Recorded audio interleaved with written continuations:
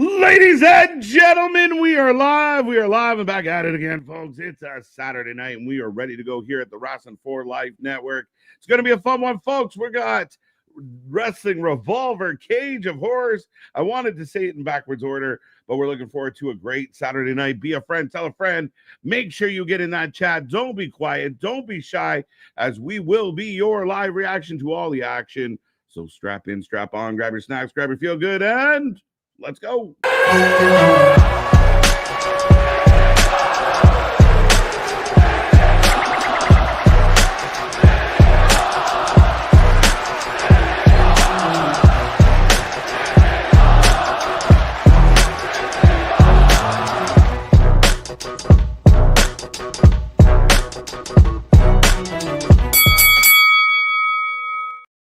Ding, ding, ding. We are live and back at it again, folks.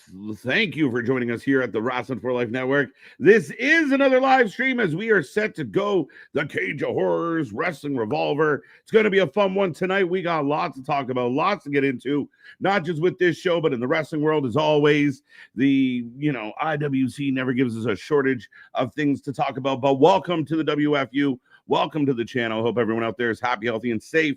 You're having a great weekend. Thank you for making us a part of that weekend.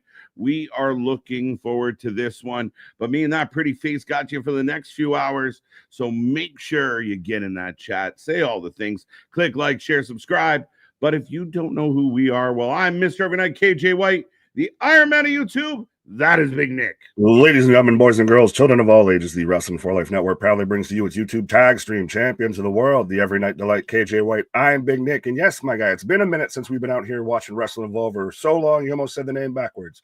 But yeah, we've got the first ever beatdown in the bedroom here between Gigi Dolan, the artist formerly known as Gigi Dolan, Priscilla Kelly, and Zachary Wentz. Got the Cage of Horrors between Athena's husband, Matthew Palmer, and Rich Swann. We've got a ladder match as well, I believe. We've got a title match between Jake Christ and AJ Francis. We got a whole bunch of stuff on here. Yeah, a stacked card, very interesting matchups. We're going to see some stuff that we don't generally see from some of the mainstream channels or the mainstream shows. So we're looking forward to this. We're excited. Again, Gigi's kind of a big name on the card just because of her recent situation. Of course, we're going to see some TNA influence on this one. But like you said, no lack of entertainment through this card. Bunch of matches. We even got a scramble tonight, so we're looking forward to that. But the big ones, I mean, Deanna and Steve Macklin teaming up. I think this is going to be a hell of a fight. Is Girly and Hubby going to throw down and make it a fun one? But yeah, lots on this card to get into, Nick. A lot of the matches tonight are very domestic, if I can say it that way. You've got the couple of Peraza and Macklin, like you said, taking on the couple of Myron Reed and Killer Kelly. You've got Priscilla Kelly taking on Wentz. It's a lot of infighting. Yeah, right. So, yeah, I mean, overall, man, I'm looking forward to this one. Like you said, it's been a hot minute. So we see that chat filling up already. We will get to you. We will say hello. And as always, there's so much going on in the wrestling world coming off SmackDown last night. Good reviews for SmackDown. A lot of people felt pretty good about it. A lot of people said it was a pretty solid show across the board. So happy to see that. It feels like a bit of a needed good night. The R-Truth thing is still on fire today. And yeah, I mean, we're heading into a busy week and a busy couple weeks. Absolutely. We want Truth for champion. He's out there laying the smackdown on John Cena. And we talked about it a bit last night. This John Cena heel turn, I'm liking the direction it's pivoting towards. It's lost about a lot of the Dwayne, Travis Scott nonsense around it. And it feels like it's pivoted to more of an organic heel John Cena. And he's playing around with it too. Yeah, I think he's been able to dig into it. And yeah, we don't have a lot of the side stuff, which made it feel better for me. Like the true stuff kind of caught fire because of the scenario. Cody Rhodes getting back into the mix. CM Punk definitely has added a nice element to it. Like that promo last night, Cena's promo last night, cut sharp. I thought it was good. I thought it was such a good segment. But yeah, man, I think that it's a lot more interesting now. And yeah, Mania was a couple months ago. So let's give some credit where it's due. Right. Well, and he brings into a little bit of the comedy-ish with it. Of it's still comedy in the sense of He's playing around with it. He's fast and loose with it. It's not exactly ha-ha and tee-heeing, but he does his, Mount Rushmore of Dylon, Dylon, Dylon, Dylon, and Dylon. And then he's backstage with, Aldis with the backwards cap on of giving him the business and all that. So you're getting to see more of the authentic John Cena heelish personality than he just feels like he's a muscle man or the guy who sold his soul to Dwayne. Yeah, and again, it feels a little more organic, a little less forced. Digging into some kind of real vibes, real feels always helps. So, yeah, I mean, it's very interesting. R-Truth's, for those who don't know, going to go after that title on Friday. Trish Stratus non-title. Is it non-title again? I believe that's what I've seen. I can't confirm. Did they announce it as a title last night? Because then when I looked online, it was non-title. Yeah, I think it's kind of silly to run it back non-title. I make it for the title. Yeah. Make it interesting. Let me double check on that. I'll take a look real quick and see if I can double check on that. You see Ken and I see Eric real quick though too. Of anyone asking where you can find Revolver, it is on Triller TV, formerly known as Fight TV. And as far as where they're based out of, I think it's Iowa or something like that. I know Sami Callihan owns it now. We've been through this because it's in our top promotions of the year. Yeah, absolutely. They put on really good shows. Rarely is I can't think of one actually that was an outright miss. They're always good to great. I believe it might be Ohio actually, coming out of that could be. It's like David Mox, right? Yeah, I'm thinking Callahan, especially with Callahan's hands in it. But this one is important. No. This one, I'm thinking of a Blockbuster on Wednesday. But yeah, it's going to be a fun show tonight, Nick. And but we will get to this chat. We are about 7 minutes away from the start of the show.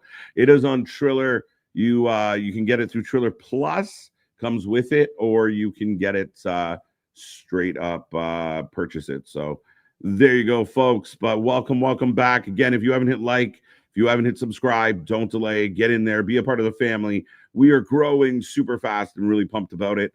And right now, I did ask the chat, Nick, in a poll, have you watched Revolver before? 58% of the chat said no. 42% said yes. Will allow us to introduce you to it, but that's still good numbers, saying yes and everything, but allow us to introduce it to you. Sorry, I was reading of trying to see about the John Cena truth match, and I saw a headline that's like they're going to set an interesting record, but I couldn't read what record they were setting. Yeah, so still unconfirmed. Fact checkers can let us know. I'm going to say hello to Bradley and all the chat. It was funny because I was having one of those just random vitamin thoughts with KJ, and I was like, what if they ran? You remember the Jericho angle with Triple H, where Jericho wins the title and Triple H makes him give it back? No, I actually don't remember that angle. The first time Jericho won the title with the dub, they grabbed the ref. Triple H said it wasn't fair because he was flexing his power. They made Jericho give the title back, and the crowd, the fans were heartbroken. I'm like, it was a Triple H angle. If they ran that back, like Ron wins, but there was like a ref bump and da-da-da-da, and John Cena flexes and uses his connections, and they make Ron give the title back. No, it wasn't a fair finish. Give the title back. Heartbreaking. Oh, absolutely. And it would kind of even play into Ron's whole thing of don't let anybody tell you who you're supposed to be and all of that. Right. Well, John's going to flex that power of I got the power, the say here, the sway. Right. But Bradley kicking off the chat tonight with a $2 super chat. Happy Father's Day tomorrow, everybody. Yeah, shout out to all the pops. Shout out to all the fellas out there, or even the moms playing the dads as well. When you got to be both. But right. Shout out to all. Happy Father's Day. Again, we are in Men's Mental Health Month. Nick and I will have an exciting announcement on Monday, I believe, where we were going to do a special show in honor of Men's Mental Health Month. So we're going to go live on the 29th and just we're going to talk. We're going to talk some stuff. We're going to talk about the constraints of men's mental health and how it can be better, and offer some support, break it down, have a really good chat. So be here for that. But we expect that to go live in public on Monday. But you want to add to that? I was just going to say, yes, we'll be out here singing a guitar pick, and we're going to have a nice little family kumbaya moment and everything. But yes, no, 100% of it. open platform for us to just even talk about it, an open platform for anybody that tunes in to talk about it. Not giving too much away. We've reached out to some other people that might make an appearance or two, talking about their feelings on everything. So yeah, just a needed discussion, I feel. Yeah, absolutely. I mean, it's something near and dear to myself and Nick and this channel, part of building this community. And as it stands right now, we're like 87% male that show up here. Fellas, be nice. We need that number to fluctuate a little. But I mean, it's not the easiest thing to try and be that strong man. So we're going to talk a lot about it, and it's going to be a fun one. But it's going to be heartfelt for sure. So don't miss out on that. We're really looking forward to it.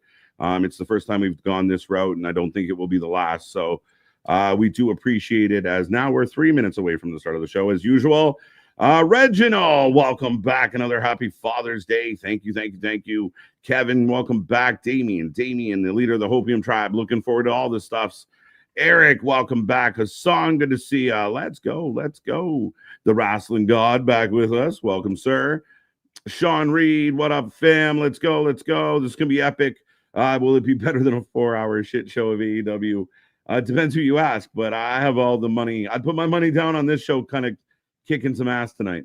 Well, absolutely on that aspect, but AEW was good for 2 hours. It's the other two that just really sunk the fucking battleship there. I would argue it was okay for 2 hours, and it was really bad for 2 hours. Well, you're jaded and not the guy does 2 Wednesdays, and now I'm the jaded one. You said yourself you're jaded. Yeah, I am a little bit. But Timmy, how you doing, buddy? Hassan, we got you. Foxy Pug, welcome. Bradley, once again, thank you for the super chat. Sean, good luck to everyone with the WFU Heavyweight Predictions Championship. Oh, that's right, Nick. Our prediction title is on the line tonight. Yes. And also Foxy over there on Twitch as well. We do have the Twitchers out there. We got the cage up now to keep us away from all them Twitchers breaking in and everything. But yeah. We're right now, we just hit 80 people on Twitch. So if you haven't gone over to Twitch, give us some love over there. We do appreciate it. And we're just starting to grow that Twitch community. And the YouTube channel's grown really fast. So be a friend, tell a friend. John Cena's last match in Crown Jewel, October 11th, PLE. Nothing after that. I think they're going to do a Saturday Night Main Event. That cannot be. No, I thought he was scheduled for the Australian shows after that. No, his last show, I believe, is supposed to be a show in Massachusetts that they're building up. Right? It's going to be not in October. It's going to be in December. That's why I keep saying we're getting thin on these dates here. We got to make this till December. We got to make this till the end of the year. Lots of dates. We're good. We're gonna make it. But Brandon, how you doing? Timmy, got you already. Dale, the OG in the house. Let's go, John. No title. There you go. No title match. There we go. So Dijak destined just to wander the Indies. It would appear that way, Nick, and I know you were a pretty big fan. Yeah, well, he's an MLW guy. That's the thing is MLW, I don't know if it exactly counts as an indie. I don't know if it counts as a major promotion. Well, I would say it counts more towards a major promotion than an indie. At least a promotion. I would say Wrestling Revolver counts as a promotion. House of Glory counts as a promotion. Well, Wrestling Revolver. MLW actually has, well, they don't have TV. Fuck. Well, they got Roku. Oh, no, NWA just got Roku. Okay. Yeah, they have their YouTube, right? Yes. That's so glorify the bigger indie, much like Wrestling Revolver, much like a House of Glory. It's got some potential. It's had some bigger moments. It's up and down. But yeah, they there's a little more contracts with them. But it looks like I am getting the start of the show, folks. Nick and I are going to try and sync up. You can do the same at home if you're watching. If not, we will be your live reaction to all the action. I got the YR on the screen now, sir. Yes, it's W, but not a WR instead of a YR. I said Y, right? Yeah, why did you say welcome Y? To the young and the restless. I got the WR on the screen and the copyright notice, the logo again. I got countdown clocks of, again, Bailey's been here. Moxley's wrestled in Wrestling Revolver as well. Swerve was big, wrestled a ton over here too as well, to the point we thought it was his promotion. He was out here wrestling so much. I got 8, 7. I have warning logo. I don't have a pause button. You don't have a pause button. All right. No, I do not. Let's see what I have a stop button. I'm on the stop is pause. I'm at the warning. I got the warning right now, so I might be slightly behind you. Brandon, how you doing? Cherokee, welcome back. This is wrestling for our generation, by our generation. This is Wrestling Revolver. Let me know when you get ladies and gentlemen on the screen. Ladies and gentlemen, welcome to the show. Where the passion flows. Yes, there we're there. We're good. We're as good as we're going to be. Right. I paused before to kick me out. Well, folks, if you are watching at home, I'm reading the screen as we get the opening video, the Super Show, Retro Jakes. That's all on my screen right now. Bradley got you, and thank you so much. They're actually based out of Clive, Iowa, so I was right. Yo, Iowa, there you go. Nice. Vance, what's up? Daniel Berry, Sports Highlights. Good to see you. Let's go. Let's go. Appreciate all the Father Day shout outs to all the dads out there again. Are we starting with the remix title? Yes, we're starting right out of the gate here with AJ Francis taking on Jake Christ. I keep wanting to say Christ. I know it's Christ, but I keep wanting to say Christ. It's a tricky one. All right, ladies and gentlemen, the first match is going into the prompt. Once the prompt goes up, you let me know. And remember, be quick because it might come down to a tiebreaker. But AJ Francis versus Jake Christ. Who wins? Who wins? Let's go. Get your comments into the chat before I close it down, and we will end the other poll. So for all the people watching Wrestling Revolver the first time or listening to people talk about Revolver for the first time, welcome. And it should be a fun one. Right. And now I want to hear you read this comment that you've had pulled up for the longest time. There you go. Right. That's a way to say it. I just left that on the screen. Just left it there. I don't pre-read these, folks. When we say unscripted, we mean it.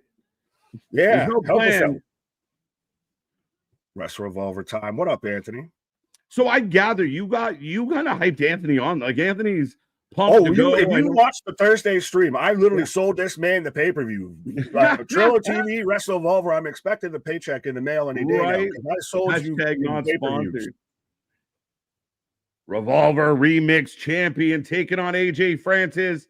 And with Anthony, I mean, like we said, there's a good TNA influence on this show for obvious reasons. So AJ Francis, who's right now loosely aligned with Trick Williams. Interesting. I like that combination, though. I like that trio of Casey Navarro, AJ, and Trick. But yes, we do kind of. Wrestle Revolver does have a mix of independent talent, AW talent, and TNA talent. For sure. What's your thoughts on Zilla versus Charles Mason? Next House of Glory show title for the title, Nick. Mason's been great. Zilla's on the come up. Should be interesting. Zilla's going to be, I think, a guy that is kind of the face of that promotion for a bit, like Santana's been. If Santana makes a move to the dub, if he's still getting more prominent in TNA, he may not be able to make as many dates. He's still over as Rover in there, but Zilla's a guy that's still skyrocketing in the indies for me. Right. MDB, the Knee Pad Patrol. Welcome back, sir. This popped me a little of MLW leans towards an indie.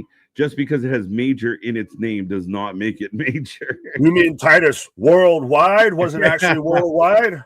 Right. WWE doesn't have a pay-per-view or PLE in December in the last 20 years. Timmy, I believe they're going to do a Saturday night main event in Boston. Yes, that's what I'm thinking it's going to be. It's going to be that they were talking about it being specifically all based around John, too. Oh. Yes, it was going to be a very John-centric show. Ladies and gentlemen, there's a jump start, so the bell has gone. I will give you a couple more minutes. Get your predictions in. Who's going to win this one? I didn't even pull a poll up yet, but it's coming. Pause on all of that, sir. I don't need your poll coming anywhere. But who do you have in this match? Is Chris already with a dive on the outside? I'll go Jake. I mean, it makes the most sense. He's kind of their guy. Right. If he's one of the, I would say that promotion's kind of built around-ish right now. Although I do like AJ. Him having another belt and you're getting that on TV, maybe on a TNA, maybe you get that on a WWE. Oh, that'd be interesting. Oh, shit. AJ chucking Jake. Choke big slam. Gorilla press. Was it a Gorilla Plus or a choke slam off the barricade? Oh, I thought he pressed him. No, I think it was his choke slam. He does have a good ass choke slam for a big man. Right. I got that one. Sean Reed's together. I like it now then. Yeah, right. We are together. Right. Chris, good to see you. Okay, final call on the predictions for this one. But there you go. There you go. Good luck to all. Yes, and Timmy, we done heard you. We got you. We done explained it. We get that, you know, NXT doesn't do it, or WWE doesn't do a ton in December. I do believe that there's a chance that they'll do what they did this time, and they'll partner up the NXT and the Saturday Night Main Event on the same weekend. I think that's a thing they're trying to do. Would you do John on a Sunday and NXT on a Saturday, or you do John on a Saturday and NXT on a Sunday? You could do John on the Saturday Main Event and then come back on Sunday. The one they just did, right, with Battleground, right? Yeah, sorry. No, my brain just realized you just asked, should you do Saturday Night Main Event on a Sunday? No, I think they'll do the Saturday on the Saturday, Nick. No, it just tends to happen. Vitamin cuts with Big Nick. I mean, again, we were joking recently of there is a company that does, like, you know, summer shows in the spring. They do beach shows in Chicago. Like, maybe you can do a Saturday on a Sunday. Enough vitamins, anything can happen, folks. Oh shit, that looked AJ fumbly bumbly though. That looked so Corey. He just looked like, I need to make sure I get my ass over this top rope. Respectfully, don't trip. Don't fucking fail. Don't fucking get hung up here. Right. Hang on tight. MDB, what up? 996 Brennan over on Twitch. Hey yo. Should that be how Naomi cuts every promo now, since she's kind of raised her moan? Hey yo. Survey says. Right. Jawbreaker from Jake. AJ running into the boot, so we're firing up. Right. What's up, Craig? How you doing? Oh, wow. Pancaked. We have 24 beaches in Chicago. In where? Yeah. Sand doesn't mean it's a beach. It has to also have a body of water. Listen, we got chunks of the Great Lakes here. We got rivers. We got nice ponds. But you can only like swim in them for a couple months a year, so it's not really a bragging right of ours. Like, come to Canada for the beaches. Sit on Toronto's sandy, beachy shores. Yeah. I mean, they're nice when they're nice, but we don't get to use them very long. Right? Chris out here with a little bit of the kind of Terry Funk punches there. The Dusty, that's what it was. It's the bionic elbow. Oh, now the Andre Slam gets him up. That was a battle. 2. Dose. AJ showing power on the kick out. Do you remember Christ Brothers tag team? Anonymous for Anonymous. I remember he was part of OVE, Ohio over everything. Ohio versus everybody. That's what it was. Because that's when it was him and Callahan and who's his fucking tag team partner's name? Good question. David Priest was his brother, right? I don't remember the brothers, but yeah. Fact checkers let us know unless we're gonna Google this. Yeah, I remember they fucked around with the Juggalos for a minute. Really? Yeah, like Juggalo Championship Wrestling. That's still a thing. Yeah, it's still. They had a backyard thing a couple weeks ago, or a few weeks ago now, I think. They're on the tubes of you. Yes. Still one of the hardest video games I've ever purchased in a wrestling fashion. But backyard wrestling? Yeah, it was a fucking nightmare. No, that was actually playable on like playable forever.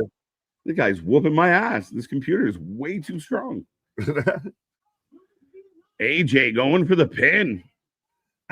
Did he just hit a Styles Clash? Yeah, it looked like it, and he did the rollover too. It's crazy, right? Oh, Dave.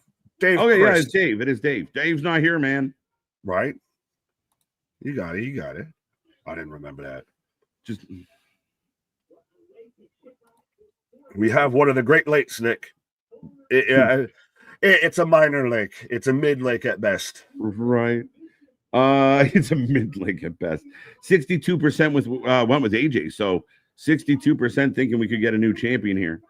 Is that because that's the name they recognize? Stunner. Yeah, probably. Oh, Cutter. No, nice.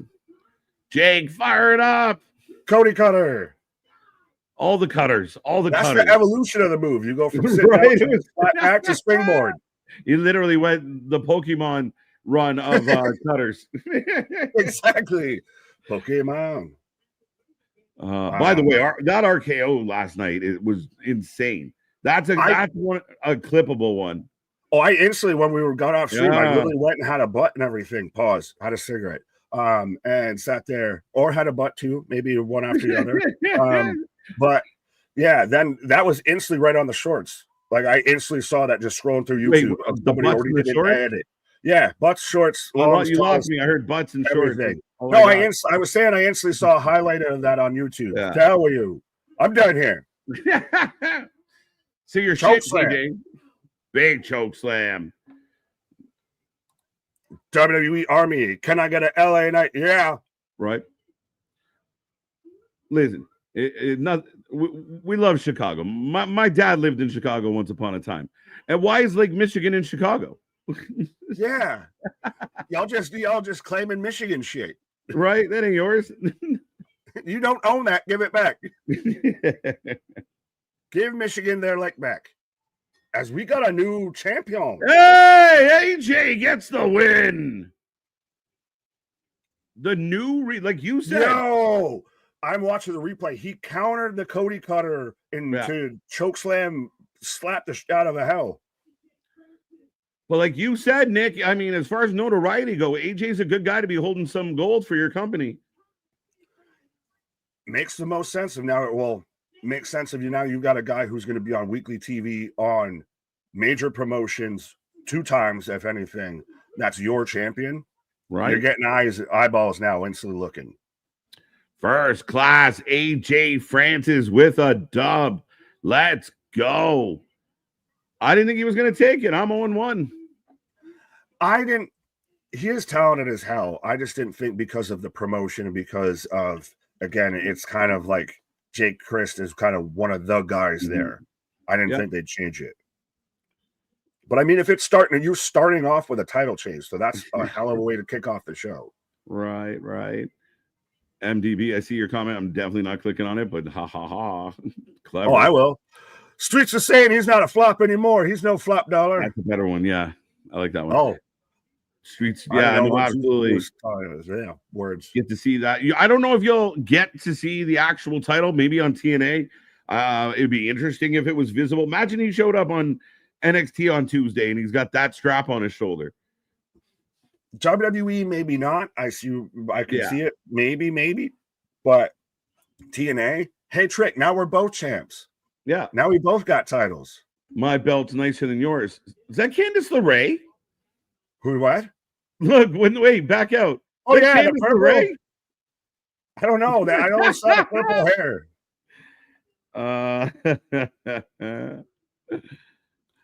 What's up, Rick? How you doing? That's probably a good thing. What's that? I know what comment you're talking about, KJ. And I said, I don't know what comment we're talking about. So that's probably a good thing. Yes. No, it's not. It's funny, though. Rick, how do we watch event, not just commentary? You can order the event on Triller TV, or you can buy their monthly fight pass or whatever. That's $4.99 a month. And you get access to all of Wrestling Revolver, House of Glory, GCW, all included in all of that. And again, not sponsored, should be for this with how much money we've given them and how much promo we give them. But yes. Right. Oh, shit. They're not wasting any time on this card tonight. Up next, Gigi Dolan, Priscilla Kelly, dude. Taking on hubby. I'm surprised that this is their, I would say this is probably not Priscilla Kelly's first time wrestling her then spouse. It's the first time that this has been the spouse she wrestled. Zach made me laugh because he put it out. Not the first time wrestling. Oh, you mean in a ring? I mean, these are just public displays of affection, folks. Right. Listen, one of my favorite matches we covered on this channel was John Morrison against Taya. I thought they killed each other. And then he had to make up because it was for like the house chores. The loser had to do the house chores, and that's the thing. They've either got a bet on this or this is just foreplay. Get your predictions in, by the way, folks. Get your nickels for Candace. What?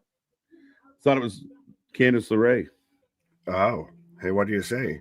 But we got Priscilla Kelly, and this is her first appearance post WWE release. We saw Shotzi making a surprise appearance at Tournament of Survival 9, I think, earlier in the month.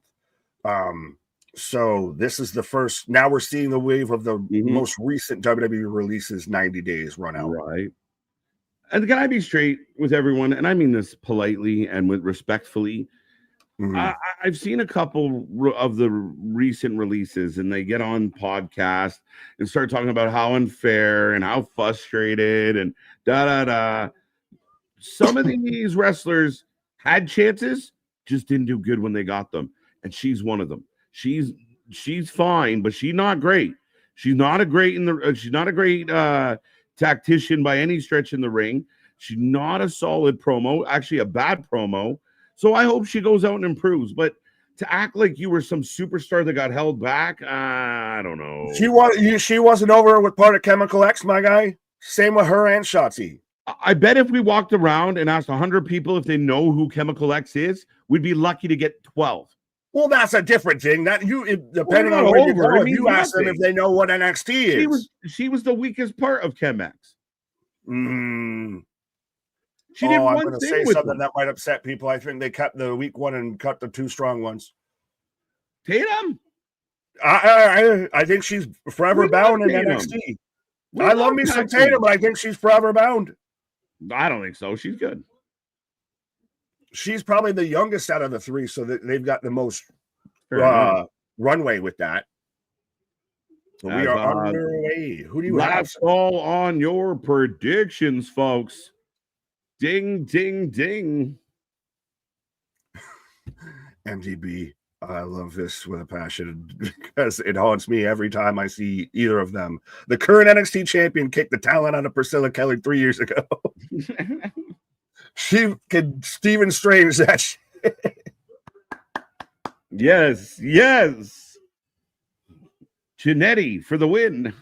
Right? I really thought Gigi would win NXT's women's title before Jane. Exactly. That's all of us did. I literally, when that breakup happened, I said Marty just kicked Sean, and boy, did Gigi turn into Marty. I think some fans have to remember, just because we like the way somebody looks doesn't mean they're going to be successful. I think that she's just one of those that's forever bound to the indie style. Like, this is more of what she likes to do as far as wrestling. Oh, okay. Like, she's a bit like Candice LeRae, you would say is not exactly done well or been great in WWE. No, I mean, I like what they're doing with her now. Let her be a pain in the ass. I'm surprised Candice. I mean, well, maybe not because of Johnny, but I hate to say that. But nice start to this one. But so who do you have? I'll go Kelly. I mean, I feel like you got to do the gentleman thing here. Just lay down, take a dive, right? You know, I don't know. From my history, the man normally ends up on top in these situations. So I'm taking him to get I'm taking Wentz to get the pin here. Yeah, but you don't want to be, you don't want to be on top now and not later. Well, I mean, role reversal. Pick your battles. Right? KJ, nepotism happens all the time. Candice LeRae is proof. Well, Candice, I brought her up because before she was with WWE, she was doing matches like this on the indies. Yeah, very much so. Zachary giving it to the crowd, playing up the heel spot. We do also have, and I did see Zachary too mention earlier, I saw it on Twitter, he wants MSK back, and we all do too. Yeah. What's your prediction for Usman versus Buckley tonight? We do also have a fight night later tonight. Usman. I want Joaquin just because Usman's just somehow fallen off, and the viral Bronco Buster to the face. Now, see, we're getting provocative here. This is why this is foreplay. Right, yeah. They're going to tear that dressing room up. I mean, ring. Is this just... wait a minute. Whoa. How dare you put that in my face? Now I'm going to put this in your face. That's not even a bad thing. Yeah. Get it. Is this just Edge and Lita just doesn't have the bed in the middle? Look, yeah. Zach's figuring it out. Bring it on. Give me the stink face. Come on. Now, yeah. Oh, nice. Okay, I'm sorry. I know that they're trying to actually act like they're having an actual match and they really want to see who wins. That's never the case. They're playing into it though. I like it. Like Zach eggs are on. Like, yeah, bring it back. Give me another Bronco Buster. Yeah, but then he dodges out the way so he could get the upper hand advantage. Right. So they are still trying to halfway incorporate it of a match. Oh, scissor me timbers. Big drop kick by Priscilla. Oh, it was a drop kick. Just the way she ended up, I just saw. Your mind looked like a head scissors. Back to the wrestling, Nick. Good. He scissors them. Relax. It's early. Try it. Ooh. Oh. Wentz off the top. Corkscrew body splash. Oh, my God. Came down with force. Hey, guys. Another first-time PLE for me with you. Nice. There you go. Did he say it was my first time? I'm like, Anthony, don't lie. We know you. Other Anthony. All right. Multiple Anthonys. Trust me, it was funny being on stream with Anthony, then reading, Anthony's comments. And I just said Anthony snapped up like I was talking to him. Oh, combo kicks. Oh, we're selling that. No way. No, he stopped mid-move, Nick. Oh. He stopped mid-move, so... Did she hurt her knee? Because she's instantly grabbing at that, and everybody just stopped, and this whole thing's just gone real dead. If they're selling us, good job, but the way she went down and he instantly stopped, and he was just like, oh, shit, my bad, baby. See, I thought he got the kickoff, and it was going to be one of those Chelsea Green broken nose type situations, and that's where they were stopping it. Right. I like it. That's the match. Jay around here, except for me. That's the match, folks. That sucks. That really sucks. Unfortunate. Everybody gets a point. Yeah. Everybody gets a point on this one. It's technically a nobody. The match has come to an end. Gigi gets to and this is a lady that's been hurt before. It's unfortunate. I feel bad for her. Well, she's like stretching it out and trying to get it going. That's the thing. It's like she's up under her own power. She was just stretching it on the rope. So I don't know how serious the injury is, if it's a knee, if it's a quad, if it's a calf, what it is. Yeah, she's rolling out. I give the girl credit. I mean, it looked like she really wanted to find a way to get back at it. But her knee just kind of gave out on her and she wasn't able to get back to it. And Zachary was in the middle of a little kind of series of kicks and froze. So it sucks to see that. That really sucks. She just gets out of a contract and now she's got to work to make an income. It's unfortunate to see her go down. I don't want to be this guy, but is that your point proven? Yeah. I mean, I to an extent, yeah. I hate to see it. So, but that is a bit of your concern, right? I mean, we talk about it with even like Nikita. Like Nikita's got to find durability. Tegan Knox is struggling to get bookings. Tegan Knox, where everyone talked, oh, she's going to go to, AEW. She's going to be awesome. Da. I hope she does, but she is struggling. She is. Yeah, I mean, I get it. We look at things, and a lot of the signalers out there are part of the issue, right? Because they make it sound so grandiose, but not everybody just bounces right back to the top. Right. And that so sucks, though, if that was her first match back out of a contract. And good on Zach, though, if that's some serious control of stops mid-kick and pulls his punches. Yeah, and I'm sure he, obviously it's his girly, so he's not feeling too thrilled about it. The next match is dialing up. I will put the prompt in the chat, folks, but as the next one is scheduled to go, we have the Jerry Lynn Invitational qualifying three-way match. And try and say that 5 times fast. I struggled at one time. Crash Jackson versus Ninja Mac versus Damian Chambers with Kayla Cassidy, which Ninja Mac infamously known for. No. Okay, yeah, no, my bad. Yeah, that is a long title. You are crazy accurate with that. But yes, Ninja Mac, we've seen some do some crazy shit on this channel. Well, I was going to say, and he's most recently known for when he did the tumble spot outside the ring and then proceeded to keep flipping at the man up the entranceway. I mean, it's cool athletically that he can do that. What bothers me is, why didn't you just get kicked in the face? That's what it should have been, of just eat a super kick right as you mid flip. I will kick your ass right out there. Like, you kind of watch him come towards you. You're like, cool. Bap. The fact that somebody got hit with that move is an issue. They run away.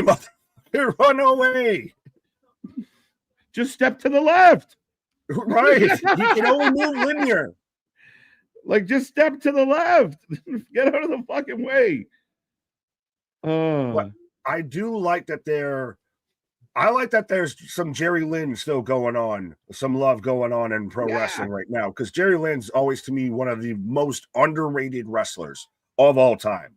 Whether it's ECW, what he was even doing at times in Ring of Honor, Jerry Lynn is, for everyone that likes the Benoits, the Malenkos, all of that, every cool guy that you like that made it, they all wrestled Jerry Lynn and all had great matches with Jerry Lynn. Rob Van Dam, Sabu, etc. Yeah, I was gonna kind of roll my eyes a little and kind of go, it feels a little overstated. But yeah, when you start running through the impact of, you know, what he could do in the ring, he elevated a lot of guys. What he's doing now backstage, still working in the industry. Yeah, you might have a very valid argument with Jerry Lynn. See, you know, great guy, great reports about Jerry across the board. So is Jerry Lynn, and he always had the double I love yous and all that. But I like him versus RVD is some of the stuff that I remember got me into ECW. That's fair. As we are off and running, folks, if you haven't got your predictions in, make sure you get them in. I'll give you a couple more minutes on that. But we got a triple threat. Wild, Chambers, and Ninja. Is Crash okay? Because he's been down in this corner for all of the match already. Like, this match has been 30 seconds, and he spent 29 of them down in this corner. He's just trying to pick something out from between his teeth. He's okay. It plucks out a whole chicken. Right, half a ham bone in there. Right? Who do you got in this match, sir? Great question. Chambers. Damian Chambers. Really? Okay. Why I not? thought we were going to be between Ninja Mac and Crash. You going? I'll Crash? take the biggest guy in the room. I'm going Crash. You take the big fella? Let's go. Yeah, I'm taking the biggest guy in the room, a ham bone and all. The big guy's gonna win the marathon. Geekbox voting in the poll without a damn clue who is who. So Ninja Mac, I guess, obvious giveaway is the guy dressed like a ninja. Crash Jackson is the big fella that looks like if Bronson Reed and Braun Strowman actually fusion dance together. And then Christ Almighty, now I forgot the other. Damian Chambers is the other guy. If Robert Stone and Austin not Theory Seth had Rollins. son. Oh, Wild slips off the apron but catches himself. He out here looking like pink lemonade Kool-Aid. Right? Oh, big suplex. Big right. German. I believe he's American, but okay. Ninja Chambers. Don't know them. I'll take Ninja Mac. Cool name. We've seen Ninja Mac likes jumping off shit, and he's quite acrobatic. I'm sure we'll get something here tonight, but we've seen him a lot too in GCW as well. He's another one of the when GCW doesn't just do hardcore matches. Right. Damian Dale voting for Ninja Black, my favorite. Whoa! He is wearing black attire, but yeah. Typos. Right. Somebody getting busted open one of these cage matches tonight. Anthony, I can almost guarantee it. Right. Oh, somebody's going to get some color here tonight. Oh, for sure. Nice pace to start this match off. And I feel like they're legitimately in a hangar. Yeah. Or a farmhouse. They look like This just looks like you with a good old hockey game. Right? It's the best game you can play. Oh, we've got mask on max. Mask. Yeah, I think I've been up and in one of these barns at 6 a.m. once upon a time. But yeah, we got ninja on ninja action. Ho ho ho ho. Geekbox, I'm making vids, but had you on my phone running the last half hour. There you go. Nice. Let's Shout go. And again, shout out to Gigi Dolan, Priscilla Kelly. If you're just tuning in, she did have her match ended due to injury. We hope she's all right. And shout out to GB making all the collections and compilations of reaction videos. That's where I thought you were going when you said G. So I was going, I had to come back around. Right. Shout out to everyone. Second favorite box. Go give our buddy Geekbox some love. Man, be working hard. And, kind of delivered a heartfelt message a few days back about all the effort he puts in. And remember, folks, give some love to the content creators. It's not easy. And, again, we've been having a lot of reasons for Geekbox to be busy lately. So shout out to our man. I always feel bad when he'll do put up a compilation video or anything, and all the comments are just like, "So when are you gonna do this? So when are you gonna do this?" That's great. Where's our truth? Right. This is cool. When's the next one? That's what kills me. Is just like, why did you not make at least oh, this is really awesome. Love that moment. When is that? It doesn't even preface it. It's just like, give me what I want. Like, listen here, children. Whoa, no. Listen, Father's Day is coming up, but we're not all your children. Yeah. As oh shit. We're trying to unmask Ninja Mac. He's almost got it, but he eats a kick in the face. Right, a little bit of a Pele kick. Remember, Jerry Lynn is WWE light heavyweight champion in 2001. Yeah, he's been all over. Yeah. Oh. Crashing in the corner. Whips Ninja. Super kick. Chambers just fell. He finally fell. 57% going Ninja, 38 going Chambers, 5 going Wild. You all better be going Wild. Like we need to have secondary polls under this. Like, why did you pick? Why did you make the choice you made? Right. So we got Tracy. I hope Brandon wins tonight. Yes, we do got BDE. Speaking of content creators, is going to be involved in a match tonight. There you go. Z-Man Scar, Evening Wrestling for Life, and chat. I feel like we're one and the same. We're symbiotic at this point. Right. Feels that way. Right. But Ninja Max setting it up. Oh, Wild back in the mix. Crash, where do you keep getting Wild from? Is it not Crash Wild? Yeah, Wild Crash. Crash Jackson. Where the fuck are you getting Wild? I'm just reading what it says on my screen. Oh, I have Crash Jackson. I'm looking at Crash Jackson card. Damian Chambers, Ninja Mac, and WLD Crash. Fair enough. I don't know. Jackson. Jackson. It was a jackal. Jackal. It was a jackal. Jordan Jackson action.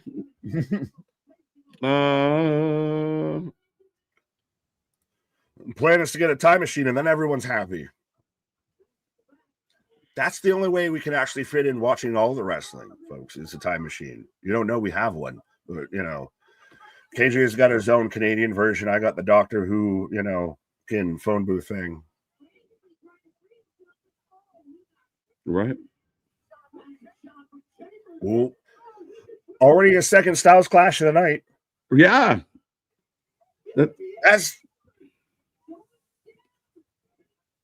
two count. Wow. I'm burying the shit out of AJ's finishing move of 2 Styles clashes that they both got kicked out of. Right. So it's becoming a transition move. Oh my God. Well, the pinning transition is the coolest part of that move. Look, Mom, no hands.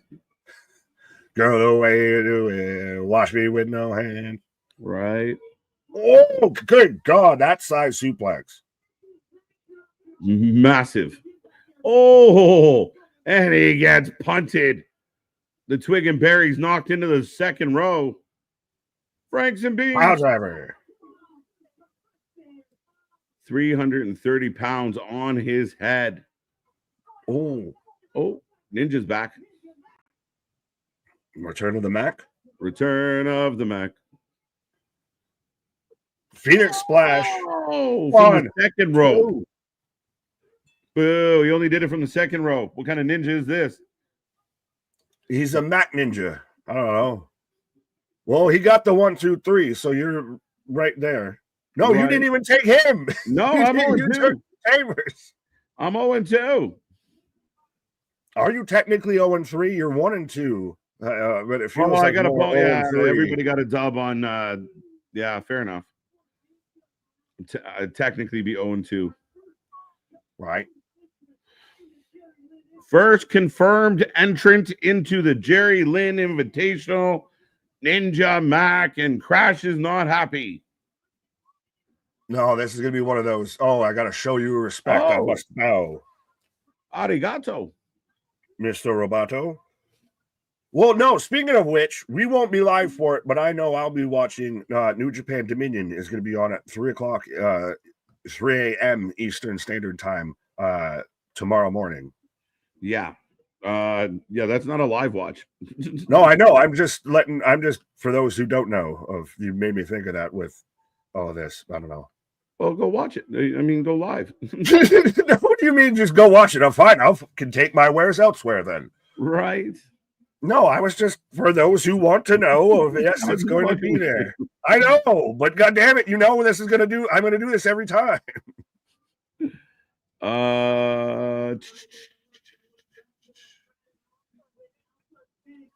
As we're setting up for a 6-man tag match, Frat House rules. Now, is AW going to send a cease and desist? Right. All right, folks, the next one out for you. But yeah, is this, you said it the other day, is there too many of these like party college guy gimmicks? Well, there's too many of that. There's too many of the same gimmicks going around. There's too much of the hoity-toity blonde gimmick of Ash by Elegance, Tony Storm, Mariah May, Tiffany Stratton, just to name 4. There's a lot of the party boy gimmick thing is kind of, that's between this group, Alpha Sigma Sigma, no Alphas, Macabre, and the Frat House in AEW. But there's also a lot of, you've got the First Class, you've got the High Rise, you've got this, that, and the third of all of these kind of groups that all feel like we're just ballers. Nah, not everybody can be balling. Right. The Macabre. Yes, which is Alan Angels, formerly from AEW and TNA, yeah. Oh, Christ, why am I blanking on the Dark Order? Dark Order. Yeah. I had Cornette in my brain. I was like, no, that's not right. Close, but not right. Right. And then Dreadnought and Cruel, which I believe Dreadnought's just Madman Fulton. Yeah. Yeah. He got dreads, and now he's Dreadnought. They got longer. They extended them. It's just so obvious type of shit. I'm like, well, you got a beard, so you're Beard Nut. Right. Here comes Alpha Sig. Dude, this is excellent entrance, though. Oh, they really look like, that's the thing, is they were doing the frat boy gimmick before AEW copied it with, all of the rest of Top yeah, Squad. but with uncool people.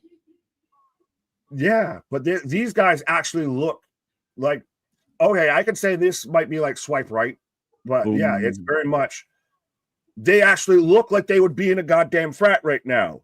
They don't look like they're 45 still acting like they're in college, fucking Van Wilder. Right? Do.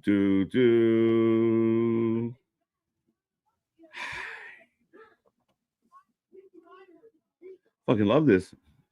The one gentleman does have a wall, became an Alpha Sigma pledge overnight. Right? Instantly. But they have a blow up doll. They got a beer funnel, a cowboy hat. They're living that frat life. As someone who has been around fraternities and everything, if this is what you expect from people who are in fraternities and associate with fraternities. Yeah, right. But yeah, the macabre, I'm not sure why there's a silent R and E, but macabre. Because they're not having the show in Mexico. So it can't be the La Macabre. Well, get those silent motherfuckers out of here. They're confusing me. So why are you here? Instead of a girder board or a board with barbed wire or anything, we've got a board with red Solo cups. Right. I lift you up. Proceed to party. Party, party. I think they're chanting party. Brent Oakley is cool as F. Party hardy. There you go. With the mustache for that ass. Frat house rules, folks. And there are two rules. Every time you go for a quick ball and you are unsuccessful, that is a shot of alcohol. That is a shot of alcohol. Okay, so every time you attempt a pin, listen carefully. Oh, wait, was that one?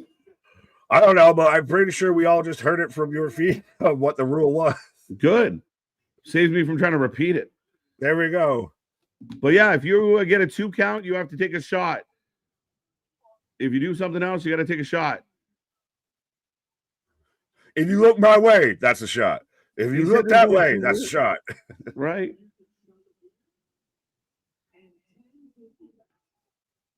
Chug a beard and 10 dizzy bat spins.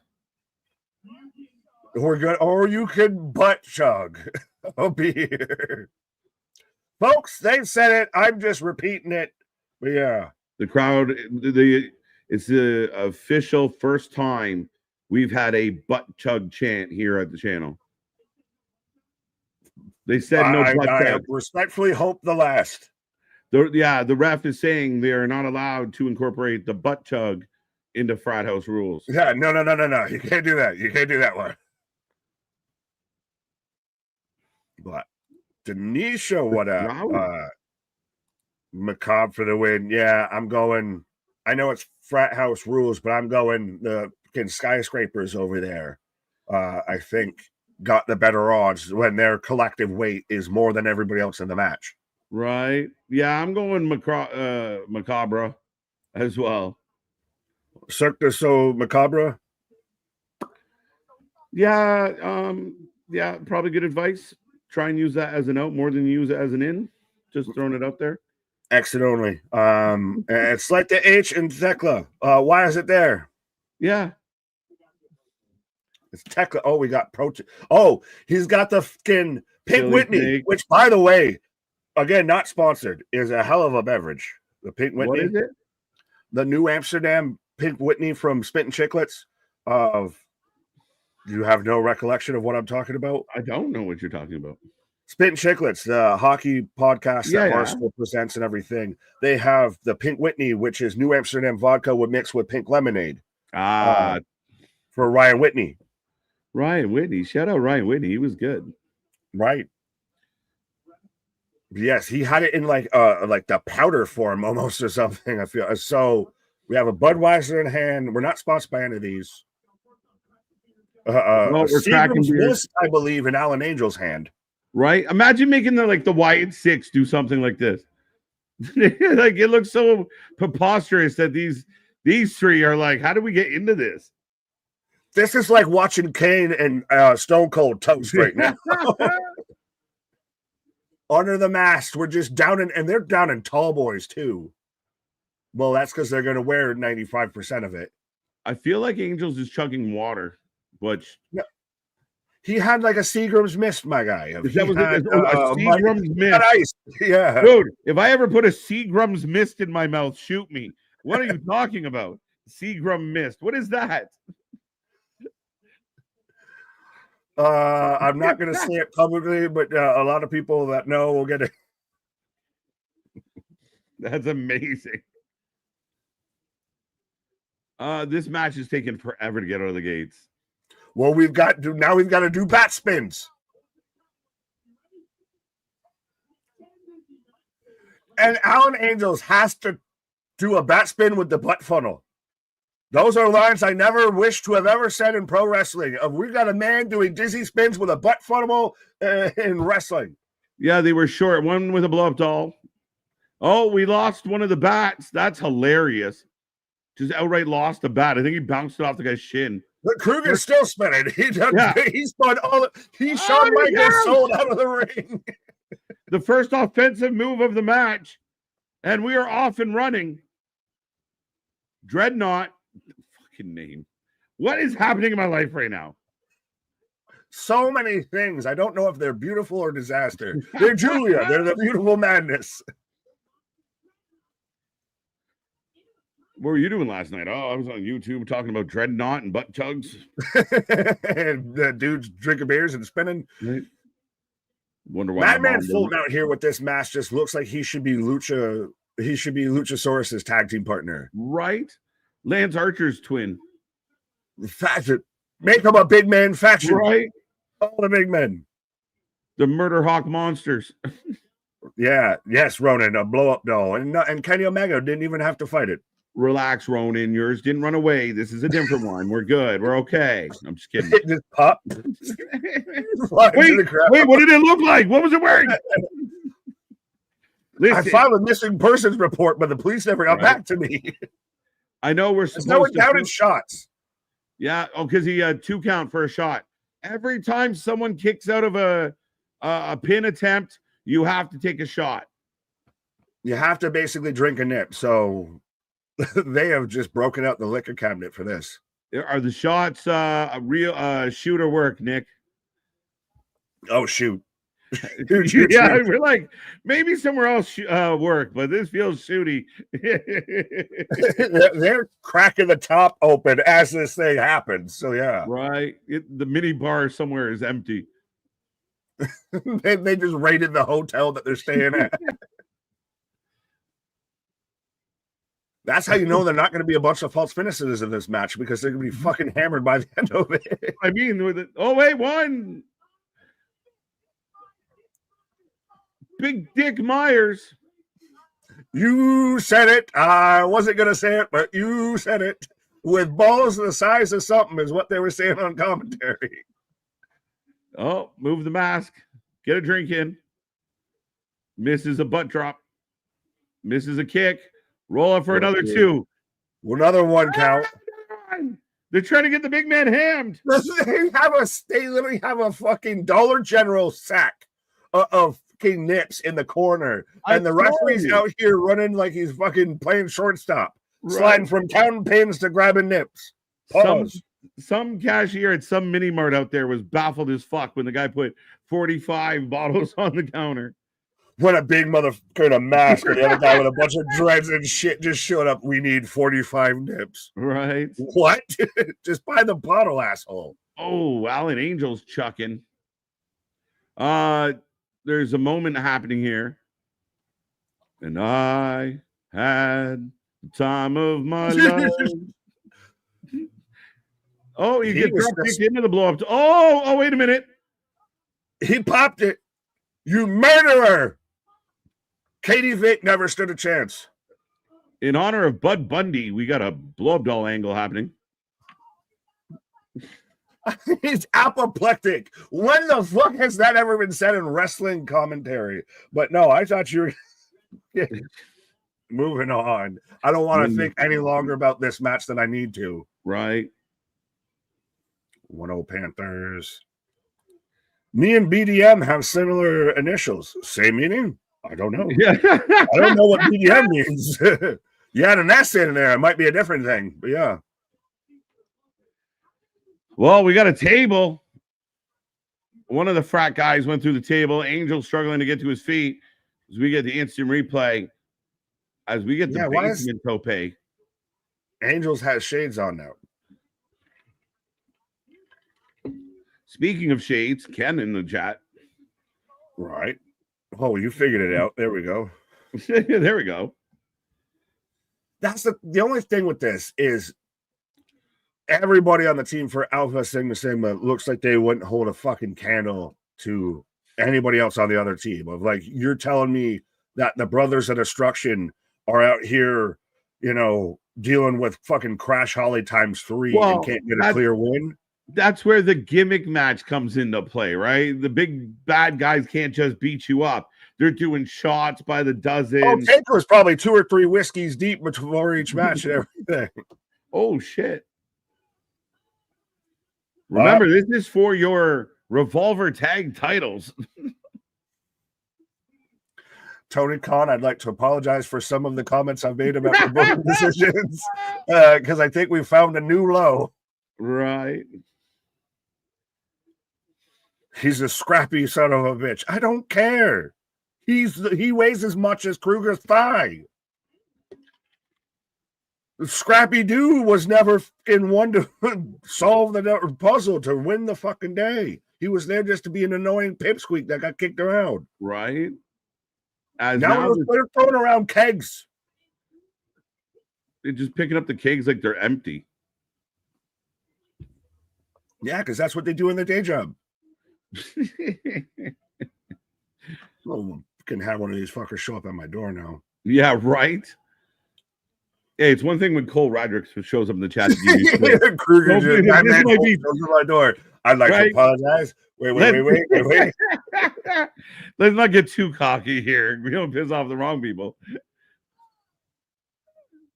Right. I don't care how mad Tony Khan is at me, but these two, let's not do that. I can whoop your ass. Yeah. Wait. What was that about? Oh, no way. 1, 2. We're rolling all the way around. 1, 2, 1, 2. Yeah. Who got a kick out? Everybody They're has to stop and take a shot. Each. No, they got to take like 72. The refs literally hit them like, here, you got a pocket full and you get a pocket full. So we got a drink off now. I got one hand in my pocket and the other one's got booze. What are we doing? So yeah, after several false finishes, we are getting shots. Shot. Everybody, as Alan's definitely selling of. Oh, I've gone from 0 to can hammer it in 2 seconds. Well, I mean, he's a little guy, man. He's had 6 shots. I don't give a shit. I've bounced before. Like, bro, a guy your size got to drink a whole lot more to be wobbling and weaving like that. Oh, the ref's in on it. Now the ref's drunk. And breaking news, heard here first. Nick is bouncy, folks. Bouncy, flouncy, all the things. I done been bouncing before. Okay, Nick, I'm going to remember that the next time you die on that Karen Cross Hill. And I will die on it every time. And I don't get why Scrappy Doo compares to Karrion Kross, but we'll move past that. Yeah, I don't even know how we got into a serious conversation at all at this moment. We're trying to find something fucking reasonable and rational to talk about here. We're about to set up. We're going to play beer pong. Yeah, I don't think there's going to be serious or rational. We set up the beer pong table between 2 kegs. Someone's going to go through the table. Just how is the question? Are you a pong guy or a quarters guy? Pong. I'll fuck up some palm. Pong. Try not to fuck up your palm, folks. Pause. I always was more. I mean, I've played pong fairly often, but I've always been a bit more. I like quarters. Quarters, yeah, I don't know. You don't see the bounce shit and everything of when you just do straight quarters. It's more of just you got to Kobe that shit. Yeah. No, pong. Yeah, no, I'm better at just hitting the target like that. That flick with the coin. Yeah, I get frustrated quick.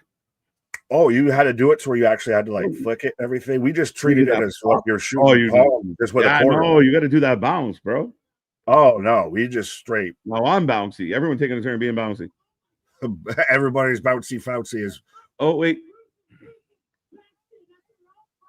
Holy shit. You're telling me that the 2 veterans that have been around a block a time or 2 don't know how to play fucking beer pong better than these young whippersnappers? This is what me and KJ look like when we show up to frat parties and everything. We're out here just big behemoths, just showing these young whippersnappers how it's done.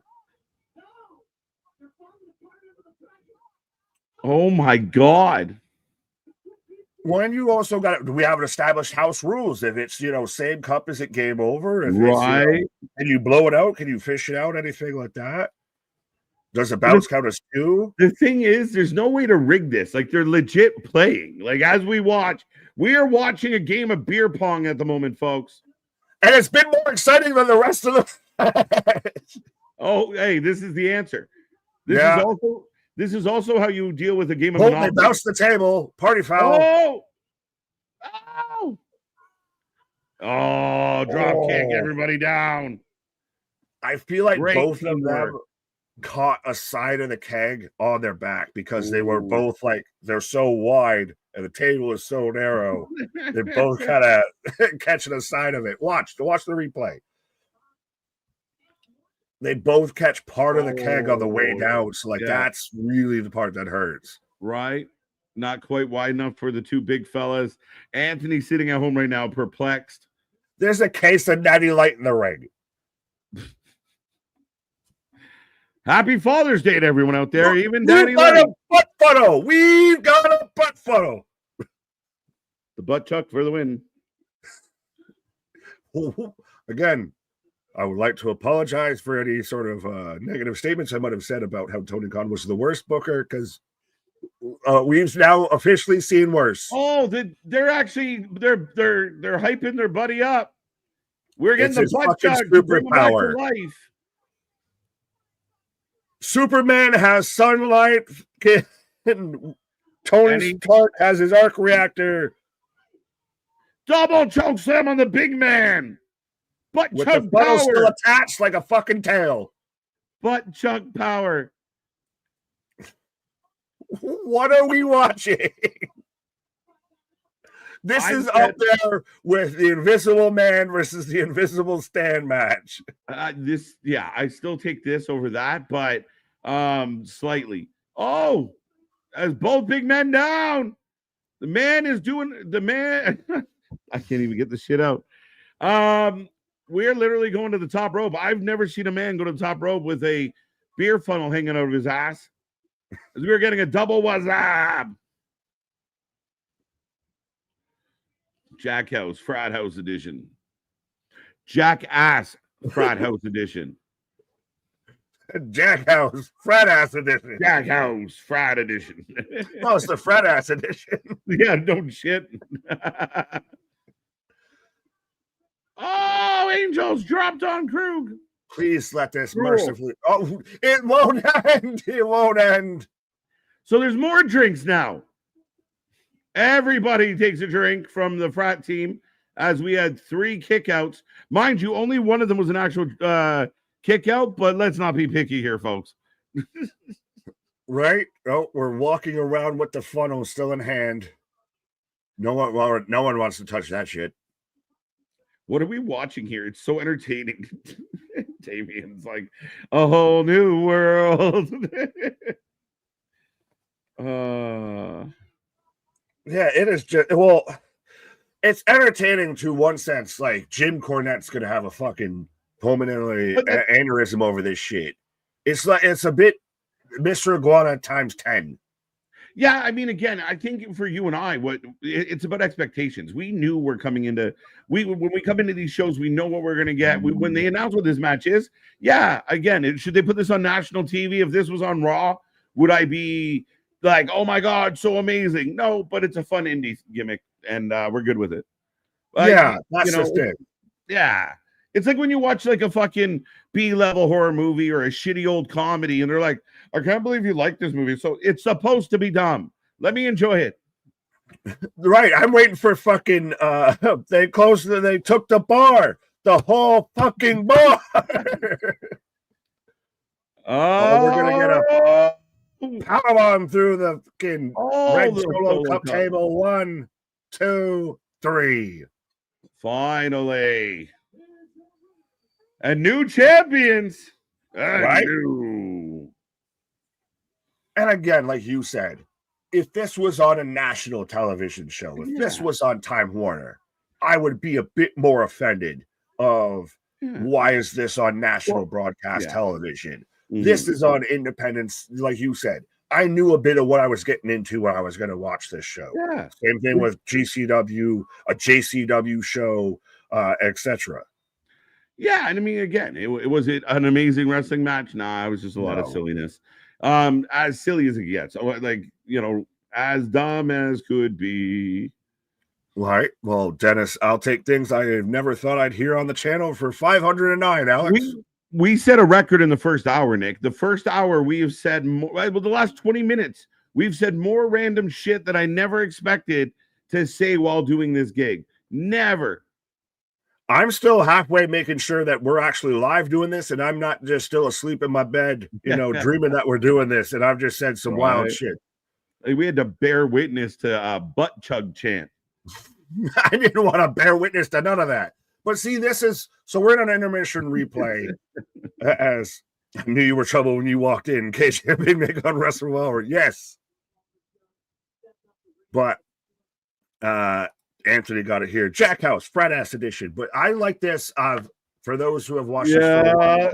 No, I hate intermissions.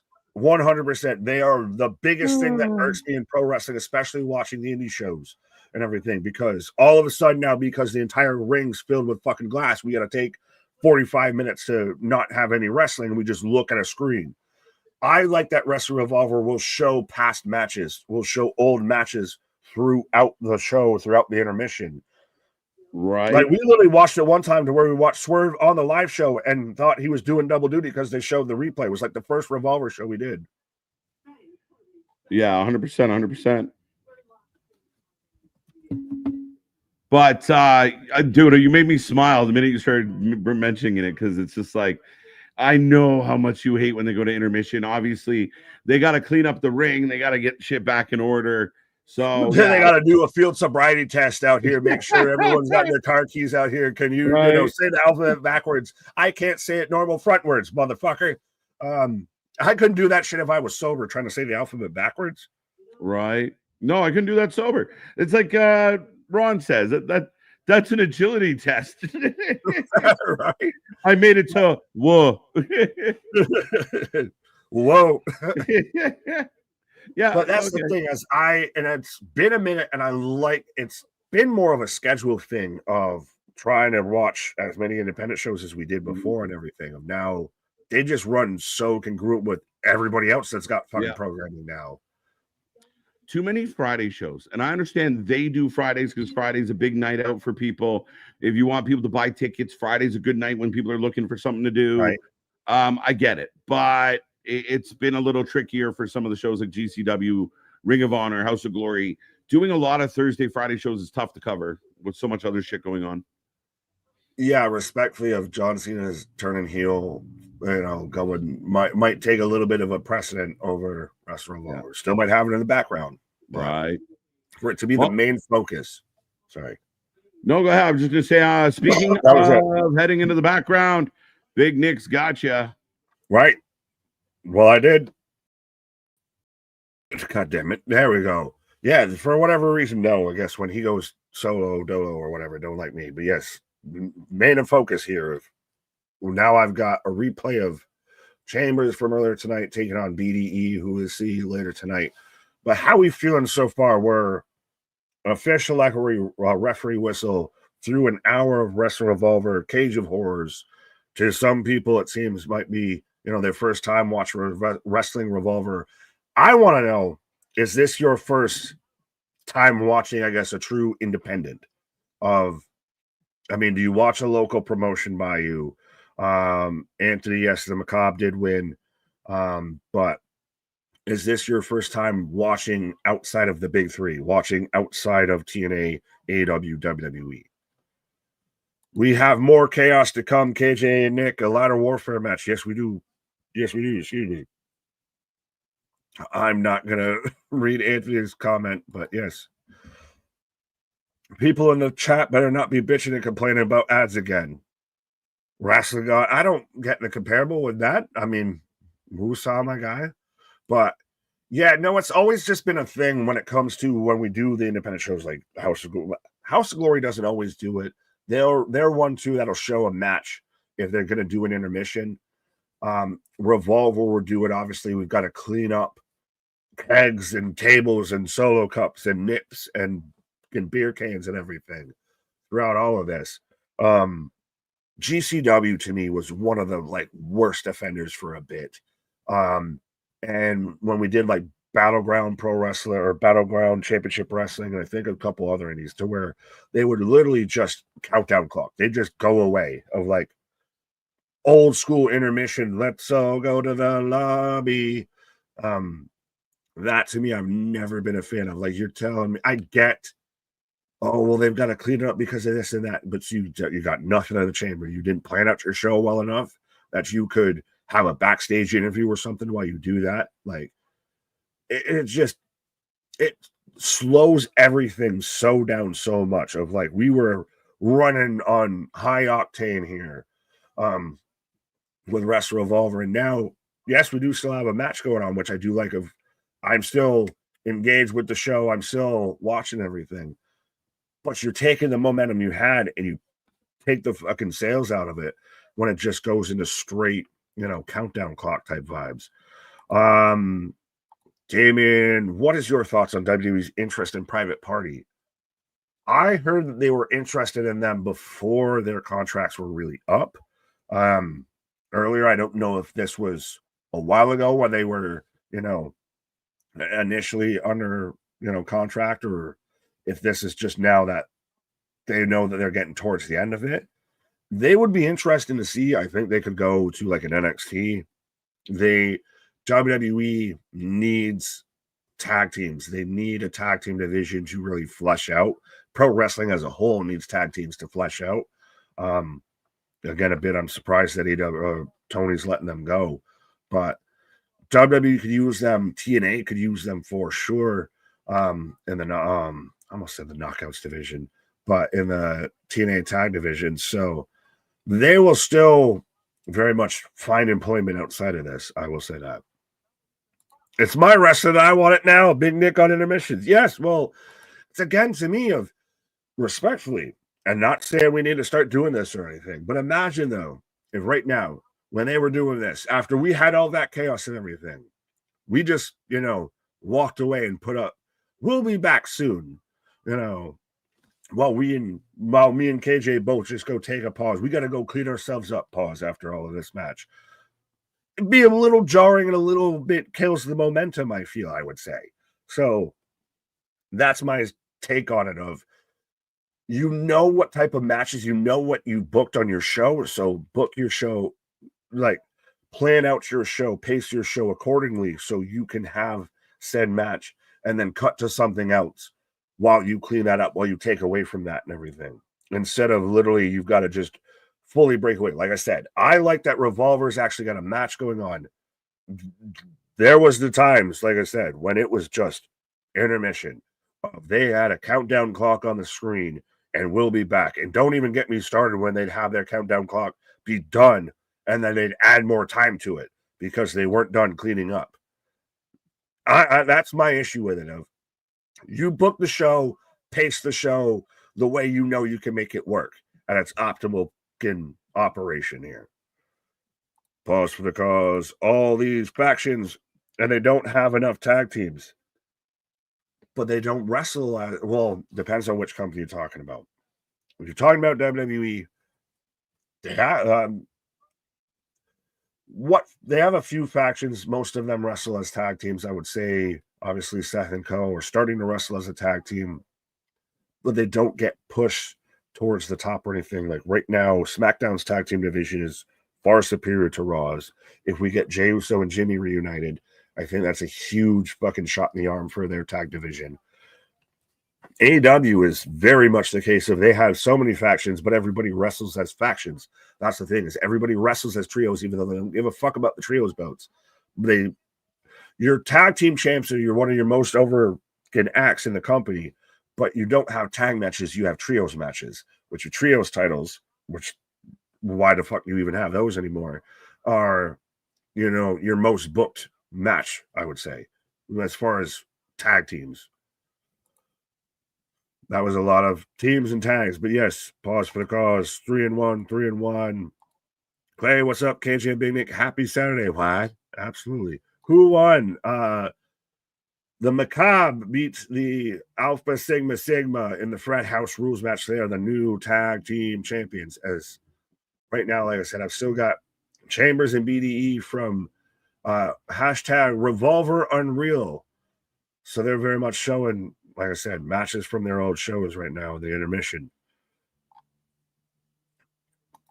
Biggest rivalry in Revolver right now is Matthew Palmer versus Rich Swann, and it's been going on for a long time. Yes, and I've seen a bit of the social media stuff that Matthew Palmer's put out to where he's, basically kidnapped Rich Swann and all of that. I just really like that Matthew Palmer has gone from the Monster Hunter gimmick. And I know he still kind of runs with that, but it was so out there-ish. It was so fucking Dungeons and Dragons-y kind of vibe and everything. Oh, it was so fantastic that now that it's gotten a bit more based in reality and he's gotten a bit more serious with it and everything. And now it's just a bit more unhinged, a little bit, Hangman meets the one called Manders type of shit. Maybe a little Mance Warner. I like that instead of, like I said, when he had the top hat with the horns coming out and everything, when he was Monster Hunter. I like that he's gotten a bit more serious to it. And I've always liked Rich Swann. He's had his trials and tribulations. He at one time was really great in WWE and was super over in TNA. And then trials and tribulations happened. So I'm always going to cheer for the man. But yeah. Yeah. Now that the wrestling god knows who won, he's bigging up and bigging over the Macabre out here. Nick, no reality stone tricks on you tonight. Huh? Okie dokie. Alpha Sigma Sigma are going to have a hangover tomorrow. That we basically just watched the Hangover as a goddamn wrestling match. Who was out of there? Well, there was no tigers and no lobbies though, but yeah. And again, when it comes to stuff on these, and it's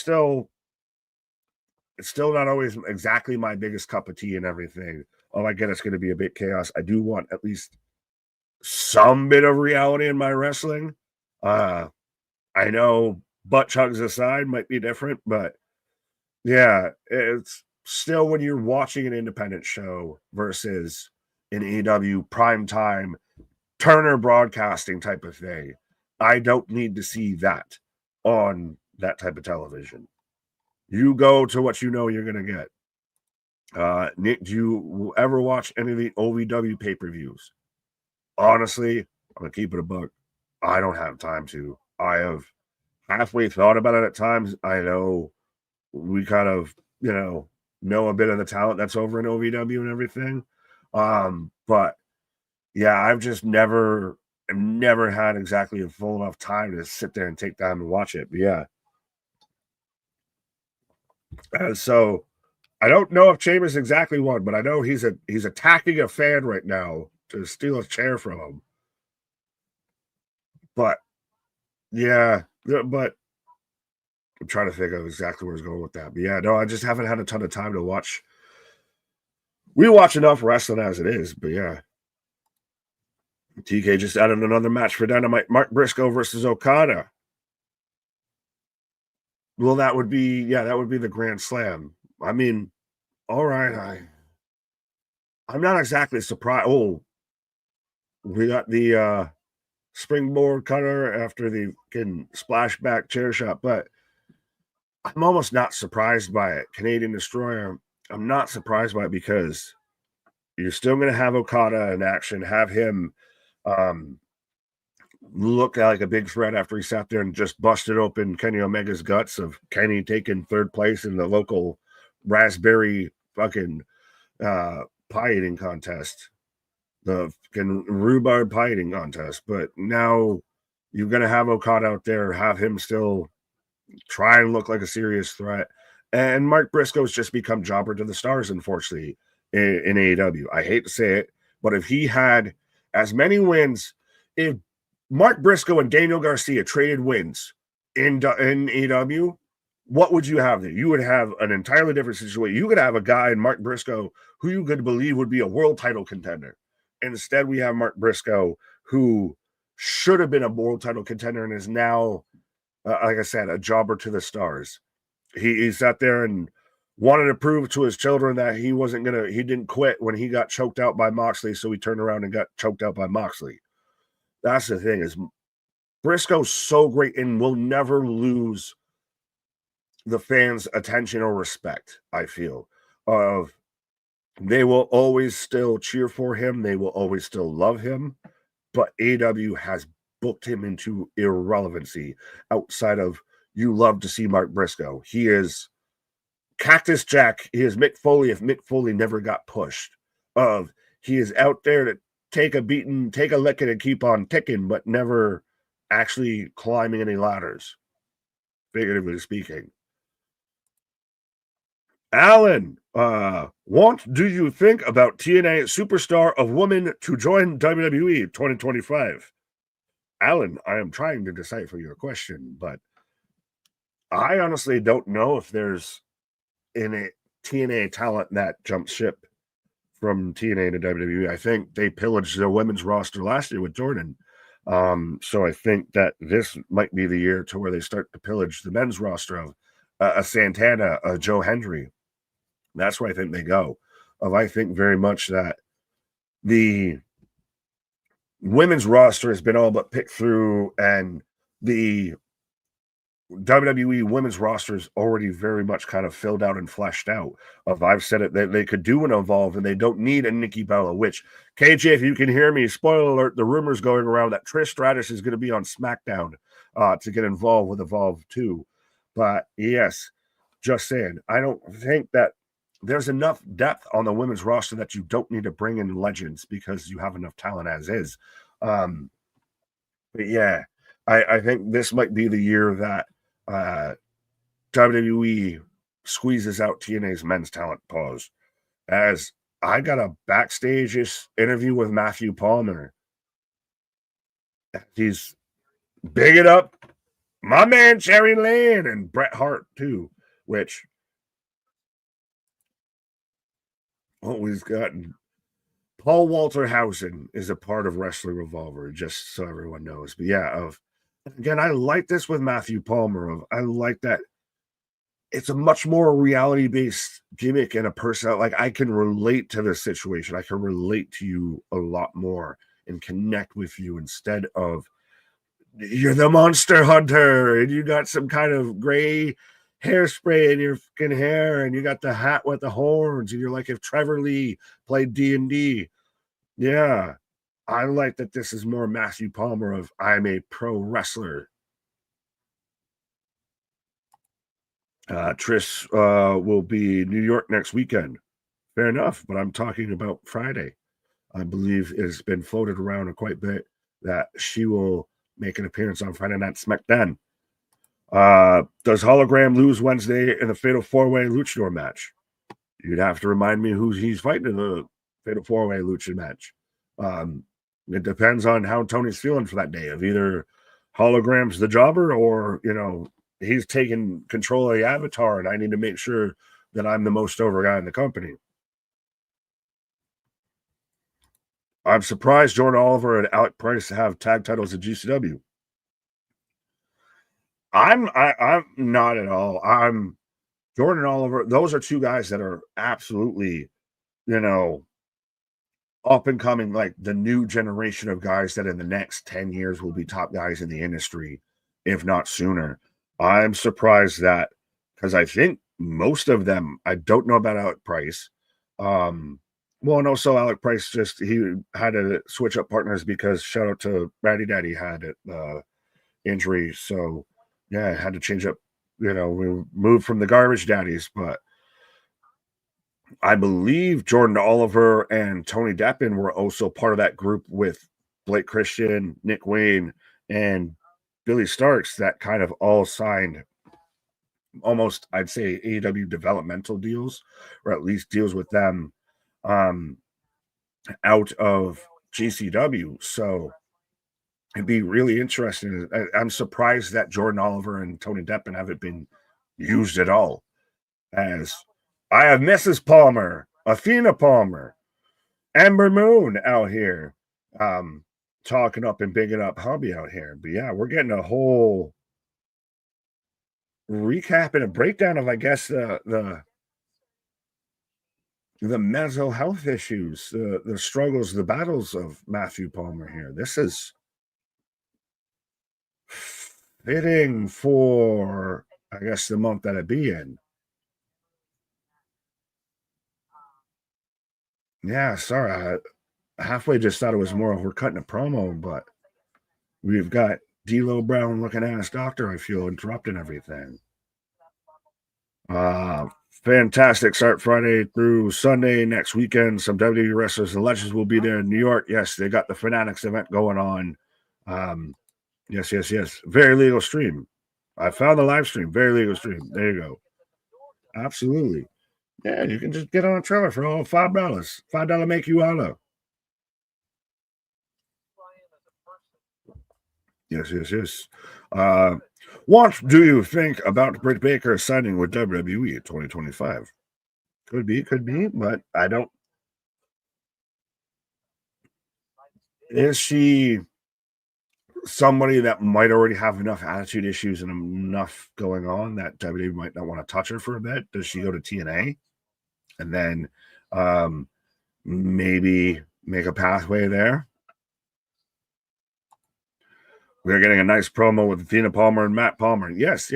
I'm trying to fully break down the gist of it. And we're showing a bunch of highlights and everything, but I'm also talking versus listening.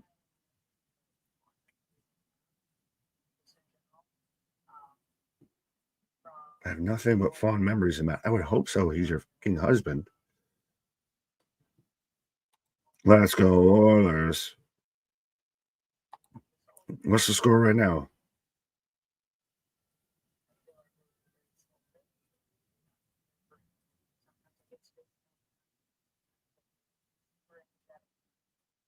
So they are playing that Matt's got mental health issues.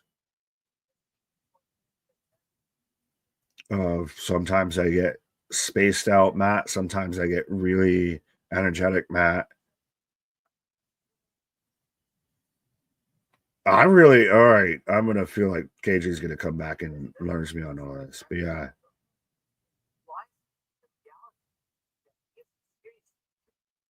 He's in serious state. What the?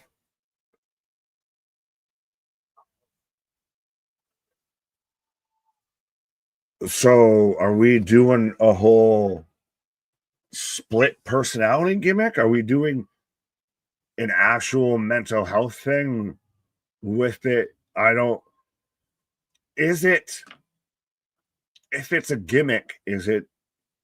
I asked the question, y'all can let me know in the chat of if it's a gimmick, is it tone deaf to do a fake mental health gimmick in Men's Mental Health Month? He's stealing our truce gimmick. So, okay, so is it that of it? It's literally we're pretending that he could split at any moment.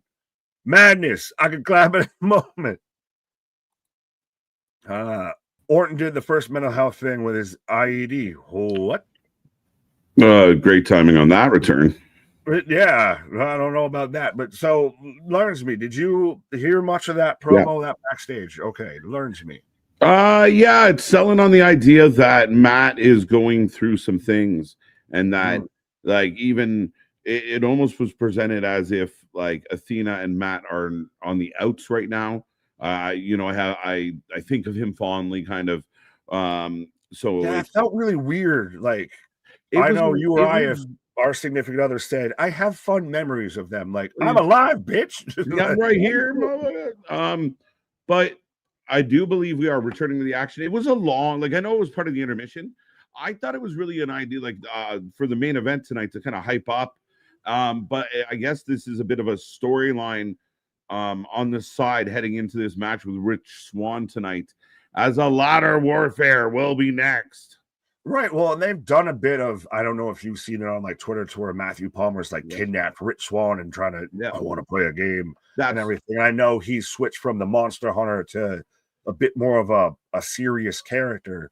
I didn't know if, just because I was talking, if it was an actual like fitting for the month of we're going to talk about men's mental health and what he's gone through, or if this was gimmick. Yeah, I mean, that becomes the dilemma. I get it, and I understand the kind of the thought, and I think this is something that kind of started before the month, and I don't know if that even really gets considered. It's more of just that maniacal, like he's snapping into the evil side of him. Darkness imprisoning me. Right. SMDB. We're men, Nick. We can't take entertainment to heart. Let him have his gimmick. Yeah, we're just buttoned up by the bootstraps there, my guy. Right? This is how we cope. This is how we cope. Adam Copeland? Edge? Right. As folks, get your votes in to become our prediction champion. As we get Dante coming out to the ring, taking on JJ up next. Right. As is this a title match? I feel like this is ladder warfare. Yeah, so it's just ladder warfare. I didn't know if there was going to be a title on the line. Love you back, bro. As we are off and running, all these matches start so quick. They fucking need to after that goddamn intermission. The lights are out, I think, still, maybe. Were they ever on? No, there definitely is a whole section of the fucking this barnyard that is out. Yeah. Is this because of ladder warfare? They're going dark. Oh no, here we go. A little better lighting. Well, no, it's all on the angle. There is like if you go reverse hard cam style, if you're shooting it from I guess the left side of the ring towards the right, like that whole right side is just darkness imprisoning me. All that I capture, all that I see. Right. As JJ starts this one in control, the cannonball in the corner. Dante still trying to get his jacket off, even though he jump started this bad boy. Last call on those predictions. He looks like he should have a headgear attached to keep the wig going, but he doesn't. He looks like the lost Steiner brother. He looks like Scott before the roids. Right? He's Braun's lost brother. Yeah, that whole left side. Darkness. Tell them over. It really there's like two spotlights. They've just got them aimed. This is right out here at a carnival. Somebody go get their cars and turn the headlights on, please. As we're flexing the ladder, we're doing curls on this, so I'm gonna go do my curls. I'll be right back. There you go. Nick taking a pause for the cause. Dante drop kicking the ladder, taking over as he jumps out to the apron. JJ catching the foot though. Oh, blocks it. But folks, we're rolling on. We got lots more coming your way. Nick will be back and the show will go on. We got lots of wrestling. Don't forget, we are back on Monday for Raw. Will Goldberg make an appearance? Will Goldberg be there? Will they sell us on Gunther versus Goldberg? Will Jey Uso advance in the King of the Ring like many think he will? It's going to be a fun Monday night. As Dante Lyon grabbing a ladder, sliding it into the ring. Oh, wait, we tried the Sabu spot, blocked. Oh, because we got a TV. Flat screen upside the head. No shortage of craziness here tonight. Very possible, Anthony. Lots and lots of rumors. So, yeah, I really think that is a possibility. Couple quick notes before I click on any more comments. Congratulations to Will Ospreay, just got engaged. That's cool news. Gigi Dolan put out a note saying her patella, her kneecap, popped out of place. It's something that's happened for a long time. At times it happens. She can work through it. Tonight she couldn't. She's not injured. They popped it back into place, kind of like your shoulder popping out of place, and she's fine. So she said sorry, and that is the update on Gigi. Not injured, but kind of goes back to the conversation Nick and I had earlier tonight. I mean, that's a tough thing that if at any moment your knee could pop out of place. It really makes it hard to be a wrestler, I would imagine.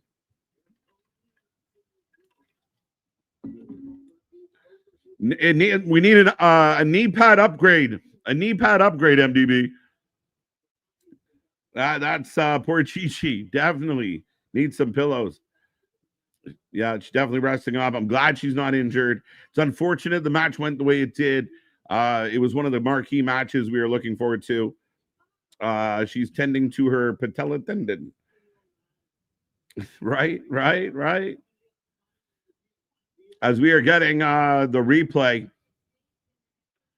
Dante riding that ladder, getting shot into it by JJ. Yeah, so I mean, like I said, on the bright side, she's not injured, but I mean, that's got to be a concern if you are a wrestling promoter. You book somebody and they have a tendency to have their knee pop out. Like, that's a tough one. Unfortunate for her. I mean, but that's a tough spot as far as reliability goes. I mean, maybe this is something that happened at times, but we did talk about her having a bit, of a history with injury. Yeah, that's a tough shake. They say Cena had an injury after Killings put him. Well, they should. They should. Sell it hard. Sell it hard. Somehow it always comes back to the tendies, folks. Always comes back to the tendies. As right now, JJ setting up chairs. He has Dante draped over the ladder in the corner. I believe Kyle asked what has happened. Can anyone tell me? Oh, no, Deanna has not gone on yet. Deanna Perazo, Steve Macklin taking on Myron and Kelly has not taken place. We are setting Dante up for a Uranagi rock bottom-ish style move by the looks of it. Dante fights free. And JJ bangs the twigs and berry. Twig and berries. I put the S in the wrong spot. Don't do that, folks. It matters. Can you got that one? Let's go. Let's go. Uranagi. What does Nick say? Fighting for Dawn's affection. I think Deanna Perazo, Steve Macklin versus young goat Myron Reed. Killer Kelly is going to be a hell of a match. Should be a great one. 4 really solid wrestlers. It should be a lot of fun. Spanish fly off the ladder to the mat. 2 count, 2 count, 2 count. It's not true. It's not a thing.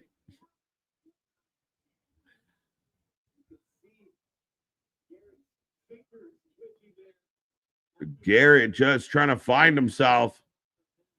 As now we got Dante setting up another ladder. And a chair. More carnage to come, folks. How's everyone doing on this Saturday night? Keep that chat coming. Don't be quiet. Don't be shy. Let us know how you feel. Whatever is on your wrestling mind, whatever news is out there, whatever you want to talk about, let us know. Let us know as we are watching Wrestling Revolver, Cage of Horrors. Been a fun time so far as we approach 2 hours live here tonight. But Dante working it over. I will take a quick second to say thank you to everyone out there. As we mentioned this week, where we have eclipsed 2 million views on the channel. We've eclipsed 200,000 watch hours. Huge milestones. We're grinding towards 10K subscribers, and we got more coming your way. The watch hours is insane as far as stats go. It's always been the case on this channel, which we do love. It means not only are we getting those clicks, like anybody can kind of manufacture some clicks. You can't manufacture watch time. So for us to hit 200,000 is amazing. Over 2.2 million views on this channel. That's madness. So on the behalf of Anthony, Big Nick, and myself, thank you, thank you, thank you. Keep coming back. Keep telling your friends. This community is growing by the second as both men come off that ladder. And it's been a lot of fun, folks. And again, if you didn't hear it at the top of the show, we are going to be doing on June 29th a special men's mental health stream. We're going to do a little bit of talking about it. We're going to get into it. We're really looking forward to this. It's something near and dear to our hearts, and we will be here for that the night after Night of Champions. So we may need a very big mental health talk after Night of Champions as it is. So looking forward to it. And hopefully all of you can make it there for that one. Screams in excitement.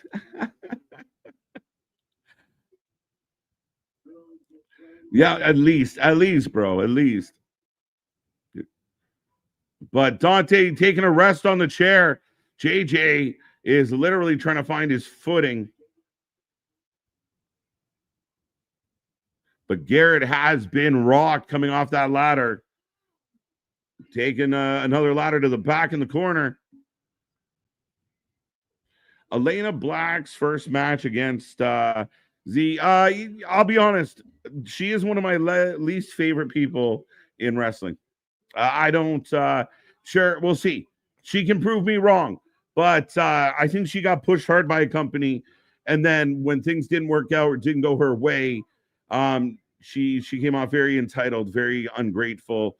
I do know there was reports out there about, potentially some of the releases or some of the not re-signings had something, could be tied to attitude. I can't speak this for fact. I wasn't there, but yeah, she rubs me the wrong way.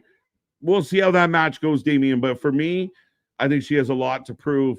Just a really weird, bratty, self-entitled attitude. And I don't mean in character. Wow. A running, twisting superplex. It wasn't a superplex, suplex. That's insane. A running, twisting vertical.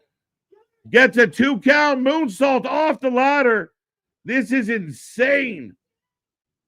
2. This ref needs to learn how to smack that mat.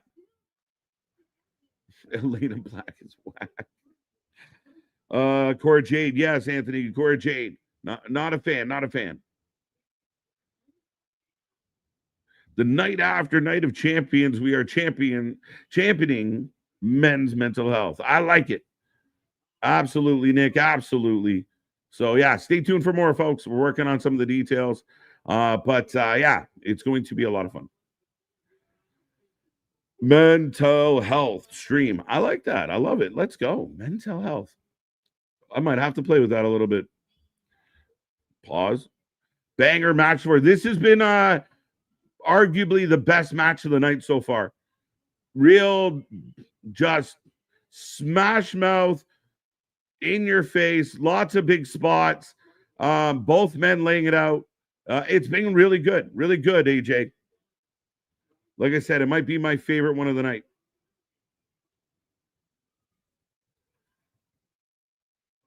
A running McTwisty flip, a running twisting McFlippy twist. I like it. You figure it out. What's up, Air Mike? How you doing? Sauron X with the name change. Yeah, absolutely. She's definitely changed that name.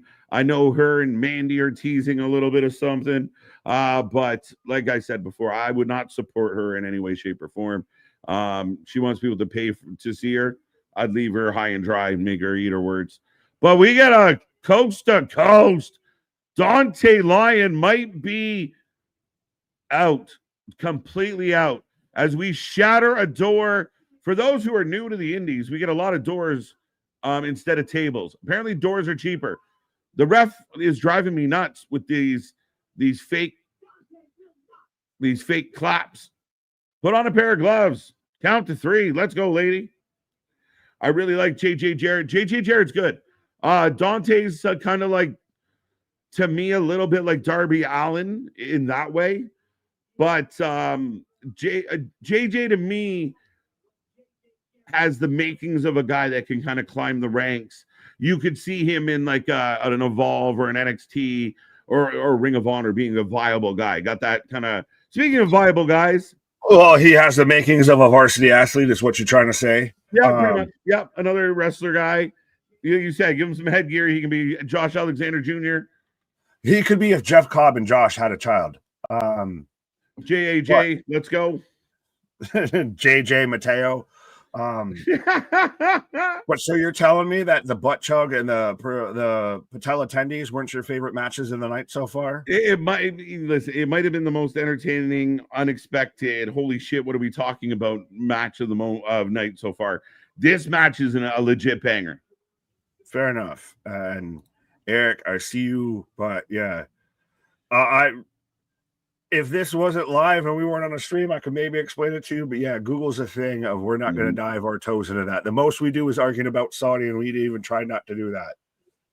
Yeah, I mean, again, this is our escape from it, and I saw some other podcasters really championing their feels, and so be it. I mean, that's on them. However, we try and keep away from it. The wrestling is the escape from the chaos of the world, and yeah, you know what? I think my only opinion is it would be a whole lot better if we could all just find a way to get the fuck along and get over a lot of what we're dealing with, and a lot of it is media generated, and you know, life's short. And tribalism doesn't just carry over into wrestling. Yeah, it's not just wrestling. No, bro, everything else as well. But yeah. I mean, just find a way we got to find a way to make peace, find common ground, and just fucking before all this goes up in flame. I think you're going to be really pissed off if your last day on this planet was screaming and yelling about something that didn't really affect you. So well, the world is already nuts. So let's just talk about the nuts world of pro wrestling. As I like Bradley of doing the best, you know, Black Panther Wakanda. No, we don't do that here. We don't do that here. Yeah, sorry, Eric. I mean it respectfully. It's just this is not the platform to get into. He's climbing the ladder the wrong way, because that's not a ladder that's actually set up like most times. Yeah, he's coming through the backside of a one-sided ladder. He's a heavy dude, to see if he can hold on. This dangerous spot. Both men go to the top of the ladder. Well, and again, these aren't, you know, your fireball ladders or anything like that. These are straight from the Home Depot or Lowe's. Right. Yeah, this is not the fireball ladder. Well, they might need a shot of fireball. That's what I was doing on my pause for the cause. I was catching up on all the drinks that I needed from the false finishes. Yeah, I had to catch up from the. I had to catch up. I had to step out and catch up. Party rules. We should. I don't even know if we're allowed. We do a wrestling drinking game live. See who's standing at the end. You mean every stream we've done so far? Right. And they were never seen again. My guy, if you only knew what was in the secret stuff, you might know, but the audience don't know. I play that game every night. Setting up ladder. We're a dangerous alliance, my guy. I'll put it that way. Right. Oh, he's biting on him. We got the fucking. This is the only time that I get annoyed at times with indies, and especially on commentary, and why I like that we're the alternative commentary, because you get some people that like they sound like they swallowed the mic and they're talking about like Godzilla just showed up. Hit him, get him. What did you say? I like another one. 3 big pin from the top off the ladder through the doors. You knew that was going to be the final spot because they built to it. It was such a high spot. I thought with it being Ladder Madness, it was still going to be they got to at least pull like the clipboard or something off the ladder. But no, this is just a match with ladders. Right. Dante gets the big win. Dante kind of looks like a young Punk. Right he there. Looks like Paramore Darby Allin. That's Paramore Darby Allin. Young Jeff Hardy. Yeah, if Jeff Hardy, again, these all look like wrestlers that like gimmick infringement free wrestlers. Of like if you took Darby Allin and Jeff Hardy and called him, you know, Dante Leon, that works, right? If you took Josh Alexander and if you took old Scott Steiner and Jeff Cobb and made him a wrestler, you got JJ Garrett. Yeah, he looks like My Chemical Hardy. Yes, when I was a young boy, my father threw me off of the ladder. Oh, good stuff. But nice victory for Dante. Hell of a match. Like I said, I really enjoyed that match. It was a bit of a banger. Some really cool high spots and a big finish. Good win for Dante. It looked like he was going to lose. So 76% of the chat was correct by going with Dante.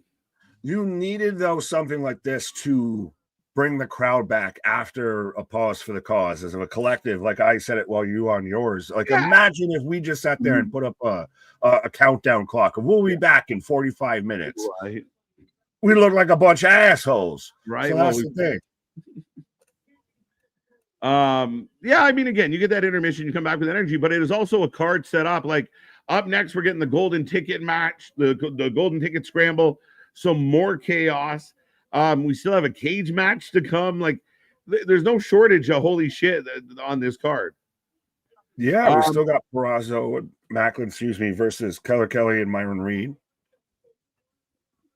Folks, Nick, do you have the list of names who are in the scramble? Or at least yes, I do. According to Cage Match, Smart Mark's favorite website next to Wrestling Observer Network. Joe Alonzo, Jeffrey John, Junie Underwood. I hope I said that right because it's Juni. KJ Reynolds. I know who you're picking just on names alone. Ryan Matthias. I hope I said that right. BDE and Big Pound. That was my nickname in high school. That is what I order at Burger King, the Big Pound. The Big Pounder. One of the ring. One of the best wrestling names ever. I'm voting for Big Pound. How do you throw Big Pound out? I don't know. I thought you were going with KJ. The man's got your fucking name. I like my nickname better. Big Pound. Tie or die. Not to be mistaken with Kai and Ty. The hippie movement of Kai and Ty. Coming out to Life is a Highway. All right. Well, I know Anthony popped earlier because Priscilla Kelly was coming out to the Charmed fame. Yeah. This is the outlaw shit of they ain't paying for song rights here, folks. Right? You're not getting this on a national replay. I thought McCabe, the Macabre, the Macabre, I thought they came out to Mudvayne. They look like they would be guys that are on a fucking Mudvayne. I'm sat there. More Toast has got a new Slipknot mask. Yeah, right. That checks. 100%. It's very new metal. They would be out there. Dang, bro, you think I'm blah blah blah with Kid Malachi's theme? You listen to any Mudvayne song. That's all you can do. I thought those are the lyrics. Guttural noises is 90% of the lyrics. Great live band, bro. A great. Never seen them live, man. Homeboy opens the concert in a gorilla suit, and about 3 songs in, he was out of the gorilla suit. And he's like, "Do not wear a gorilla suit in Toronto in August, bro." I guess he thought it was gonna be cold like other Americans, but no, they're a fun live show. Right, we have entrance loading for Junie Underwood of He's Gone. He's gone what Speedball Mike Daly, what you look at him and see is what he's done. Right. We got Curveball. You've heard of Speedball. We got Curveball coming to the ring. Yeah, this is a knuckleball coming out here. But is he related to Speedball? What is this? Well, we got Big Pound, and it's 2 G's. Baby. Well, you're that big, you do need 2 G's. Oh, and he's got the fucking Leisure Suit Larry fucking attire there. Who was it? What promotion is it? It's NWA that has the bald motherfucker that looks like Fat Joe that comes out in an outfit like this. Oh, that's you know who I'm talking about. Yeah. It's playing with my vitamins. Well, fair enough. While the fact checkers let us know, I will click on though on air mic like this of you guys are funny as F. I wish we could say we try. We just are. I am what I am, and that's all that I am. Yeah, it's a funny combination. Yeah, and that's just in my beverage. They got Screwball. Yeah. St. Laurent. Similar entrance, similar gear, similar vibe. Like, who is this? No, but he did the ultra Johnny Cage of like AI pick your fighter, and they're all him. BDE for the win, says Damien. That's interesting. BDE's been a favorite around here. Alonzo, yeah. Joe Alonzo. Saint Laurent is who I guess we were talking about.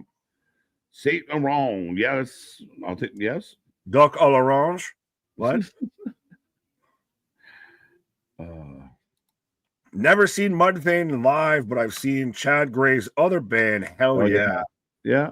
Live with Vinnie Paul before he passed away. That's excellent. Absolutely. The closest I get to anything like that is when I watched Trivium. It was Trivium, In Flames, Coal Chamber, I believe. And it was right after Vinnie it was right after the Dimebag situation, actually. And then played Walk. Trivium played Walk with one of his guitars. Nice.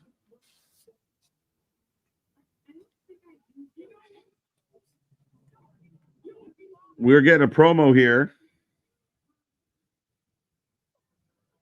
Sammy Guevara's cousin cutting a promo. Joe Alonzo. Joe Alonzo with the echo effect on. No, I think that's just the mic. That's why it's the same thing. No, it happened on Thursday with Santino's promo. It seemed like it was going through the PA system, so it didn't come through the broadcast really well. Because that's the thing is, 1 minute they'll be really loud, and the next minute, I'm out here. What you say, Sonny? Yeah, like I'm playing more fucking volume mixer than anything out here.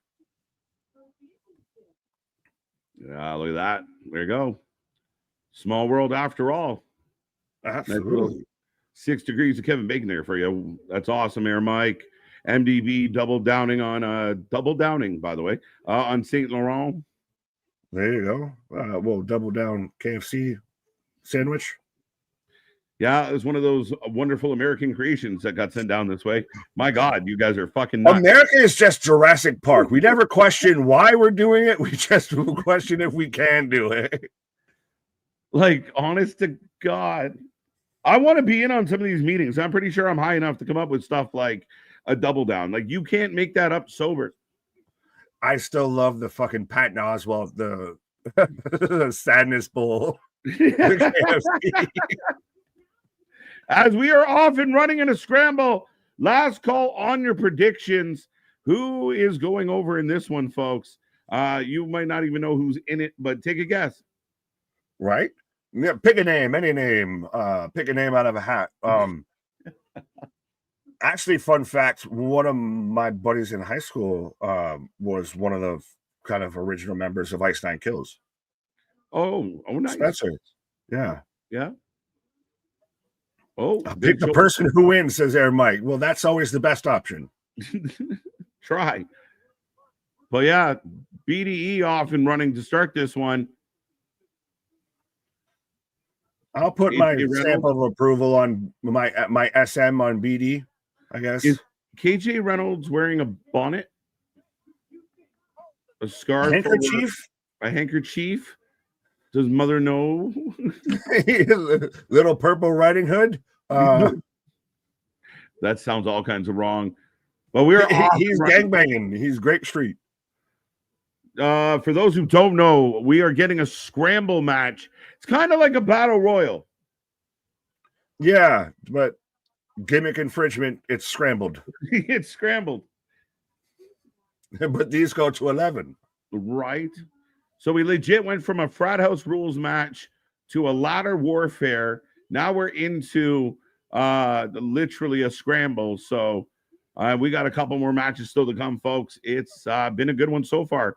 So we bump over 2 hours. What a boss. This is a bit of what we say of like, if this was weekly television, we'd be out here of why the fuck are you putting a hat on a hat on a hat? If this is your one monthly kind of independent PLE that you're going to do, you're going to put a hat on a hat on a hat because, God damn it, I'm going to go out styling and profiling.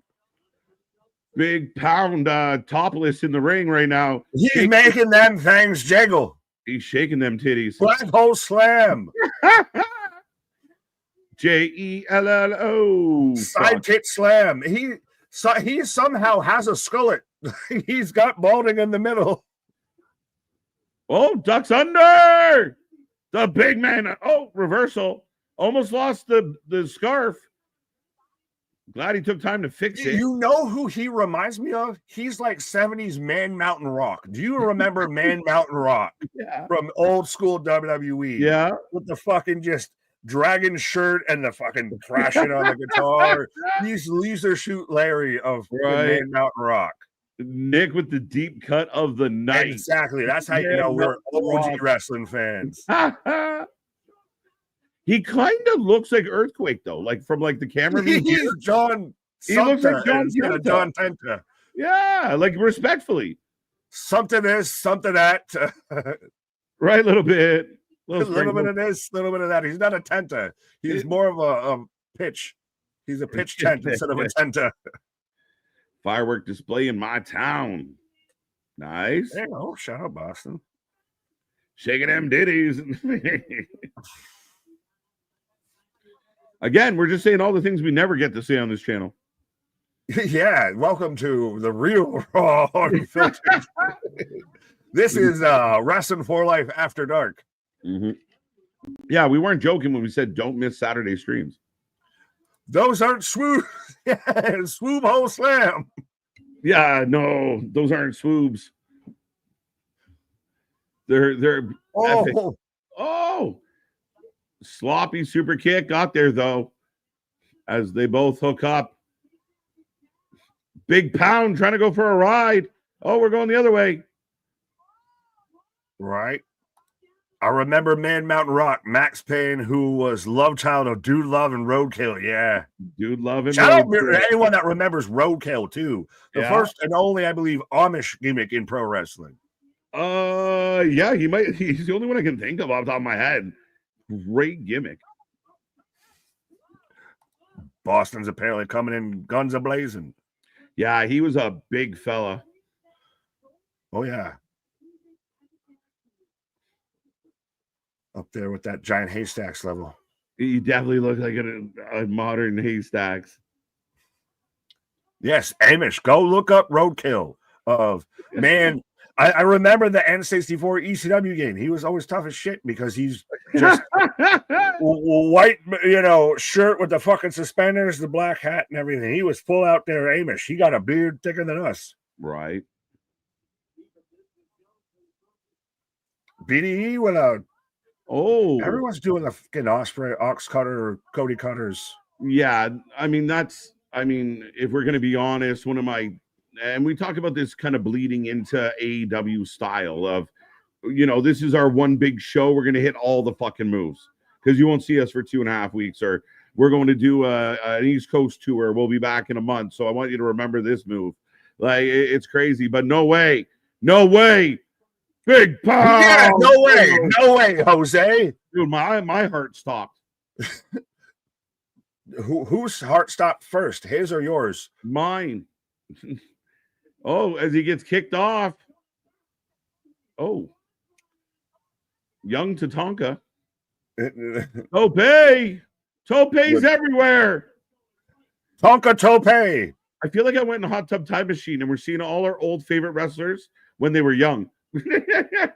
Well, this homie literally looks like if you took like Hoodfoot and Leon Slater and crossed them together. Welcome to Wrestling Morph with KJ and Big Nick. Well, exactly. There's fucking Digimon out here. Some people need to wear shirts wrestling. Yeah, facts. At least swimming. Is this Sendow? Why will he not? Oh, the ref's drinking again. We were gonna. The ref was out the fireball, not sponsored to hit a Kentope for unnecessary reasons. And he literally gets tripped up. By the way, I think we've had more callbacks to wrestlers that people don't remember than ever. Oh, now we got the ref Tope. Oh! He flipped the double bird. Even the ref's taking a bump. This is, like we've said, they're going to do all the spectacles, all the testicles, all the spectacles of, I don't like that everyone's hit the fucking Styles Clash, hit the same moves in every goddamn match, but I'm not overblown by the spectacles because I expect them in almost every match at this point. Yeah, not at all. Oh shit. Everybody was waiting and Big Pound shoves down somebody. As now, oh no. Oh, physics, you fickle bitch. Oh, Obesity is what they called that move. They called it that. I just repeated what they call it. Aerial obesity. Aerial obesity as Java the Yuck comes off the top. Java the Yuck. Yes. What the fuck? 400-pound man coming off the top. Didn't just do like he did a front flip. Oh, well, it's the thing is you Alonzo cross body, but that's the thing is Hikuleo comes out and he's booked at 300 pounds, and you don't believe it. They booked that man at 400 pounds, and you're like, really? That's it? Right. Huh? Oh, another cutter by BDE. Alonzo down, rolls out. OBCD. You down with OBCD? I was about to you say know it. me. I was fucking about to say it. What's up, role model? What up? Oh, he really does do everything. Underwood's down. All this for a hot dog and a handshake and $25. Listen, I don't knock the hustle. But yeah. I don't think there it's you quite go. as BDE wins. BDE steals it, folks. And let's be honest, if it was a hot dog and a handshake, we know who's eating all the hot dogs in this fucking situation.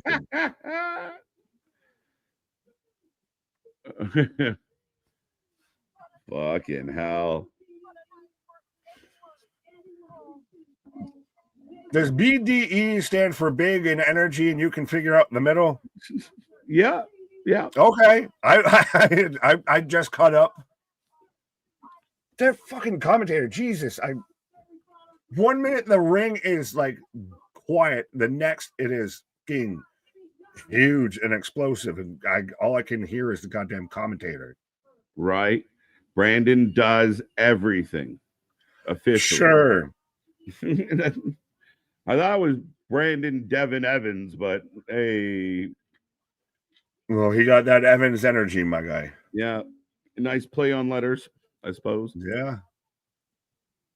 Shit, who won? BDE won. Yeah, not obesity one. Oh, we're doing an impromptu interview, but nobody told BDE that he's supposed to be doing one. Yeah. Oh, there he is. He's got the golden ticket, by the way. Charlie Bucket.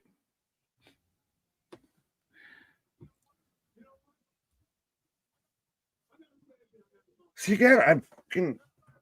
It's funny. It's your fucking audio issues. Yeah, it's like today is the greatest day of my life. I consider myself the luckiest man in wrestling Revolver history. I don't dare try and do what you did on the fucking mic and everything, but it's fully that at times. They're just like, we are a winner. Like, no, number 7. Yeah, can I get a Yumbo Yak? Yumbo Yak, yeah. Fucking babe out here. Are you a babe in the wrestling Revolver? I was born with that. Soda. Why did you not just say soda? All right, folks. The action continues here on the stream as well with Wrestling Revolver. We head into the next match. As soon as we get confirmation, the prompt will go up for the predictions title. Shall be very interesting. No and then. Tag team match. I'm happy as hell now. This is the only reason I cared about the show. LFGBD. You don't care about us, my guy? As Killer Goat. Apparently, my speaker voice is hilarious. I keep my speaker box with my love below. I like the way you move. Yeah. Hey, you came to the right place. Drip, drip, drop. There goes an orgasm. As boom, boom. as Deanna will be teaming up with Macklin to take on Killer Kelly and Myron Reed. So get your predictions in. I don't know, but that cameraman's giving off 808s and heartbreaks, and I just realized that that's not the right artist that we were going with. But yeah, that camera guy knew the shot that he needed to get, and he got it. As I do really like Myron Reed. I think he's one of the top like unsigned independent talents. And Killer Kelly, she just came back. We got, do we get an MSK reunion? Do we get, the standoff between the two psycho killers between Killer Kelly and Masha? Yeah, and Myron Reed's been up and down the roads. He's had good runs in multiple places. I think the last little bit here, he's really kind of found himself. Myron Reed's been good. Obviously, Killer Kelly stepping away. We weren't sure when she was going to come back. It's great to see her. She looks great. She's going to be an amazing addition to the Knockouts division. Instantly got chills when her, Masha are face to face again. So pumped. This is going to be a fun match. And we know what the best part of this match is? We actually get to see Deonna Purrazzo not in picture-in-picture. You don't know that. It might be intermission picture-in-picture. But did Myron Reed get the best out of the Rascals breakup? Zachary Wentz, we saw earlier tonight, has been floating a bit more in the abyss. Myron Reed's out there, labeled himself now the young goat and everything. And Wesley's out there with TNT, hoping to be seen. Well, I mean, again, it depends how you look at it, right? Like, I mean, it feels like Zach and Lee kind of hit that higher level. Myron's done really, really well. I think the one exception, I think Zach's done awesome, right? He goes over and wins the tag team titles in TNA. He's kind of is what he is. Myron feels a little more big time than the other two, though. Like, Myron's the guy that he's established himself fully as a solo guy. Yeah. Yes, and Zachary were always the tag team. Myron was the third wheel, and now he's been the only wheel. Right.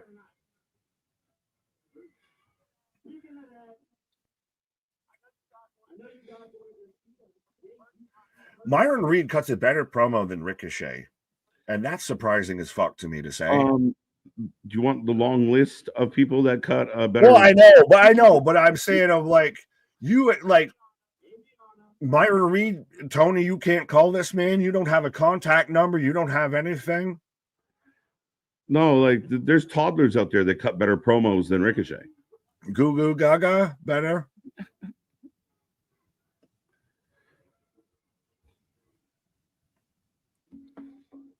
Hey, shout out. We got some of the homies out there, guys. I see DWO and Respect the Craft out there on the Titantron. Right. I think one of our buddies, Tyler, might be in the front row here. But yeah, again, this is, like I said, this has now become the most that I've been exposed to Myron Reed. Of kind of, yeah, he does very much look like right. Let me see. Yeah. Facts. She had dumps like a truck. Yeah. Guys, like what? But this has been the most that I've been exposed to Myron Reed. If he's out here, not as part of a system, not as part of a trio. If he's got the spotlight on him, cutting promos and everything. Yeah, no, I mean he's done well, but they're doing a count out. Oh, because they're not here. They're not here. Ain't. Oh, we got music. Boom, boom, boom, boom, boom, boom, boom, boom. Oh. It's Big Pound. No, I'm kidding. Well, he looks like he's Big Quarter Pound. Right. Fat Slow instead of Fat Joe coming out now. If Pitbull was just living off straight dolly. The Deonna thing. Oh, so they've found replacement. What is this? I'm not sure. I'm surprised. So you jinxed it. Before we even got Deonna in picture. We don't get the Deonna on our picture at all. Damn it. You wascally wabbit, you.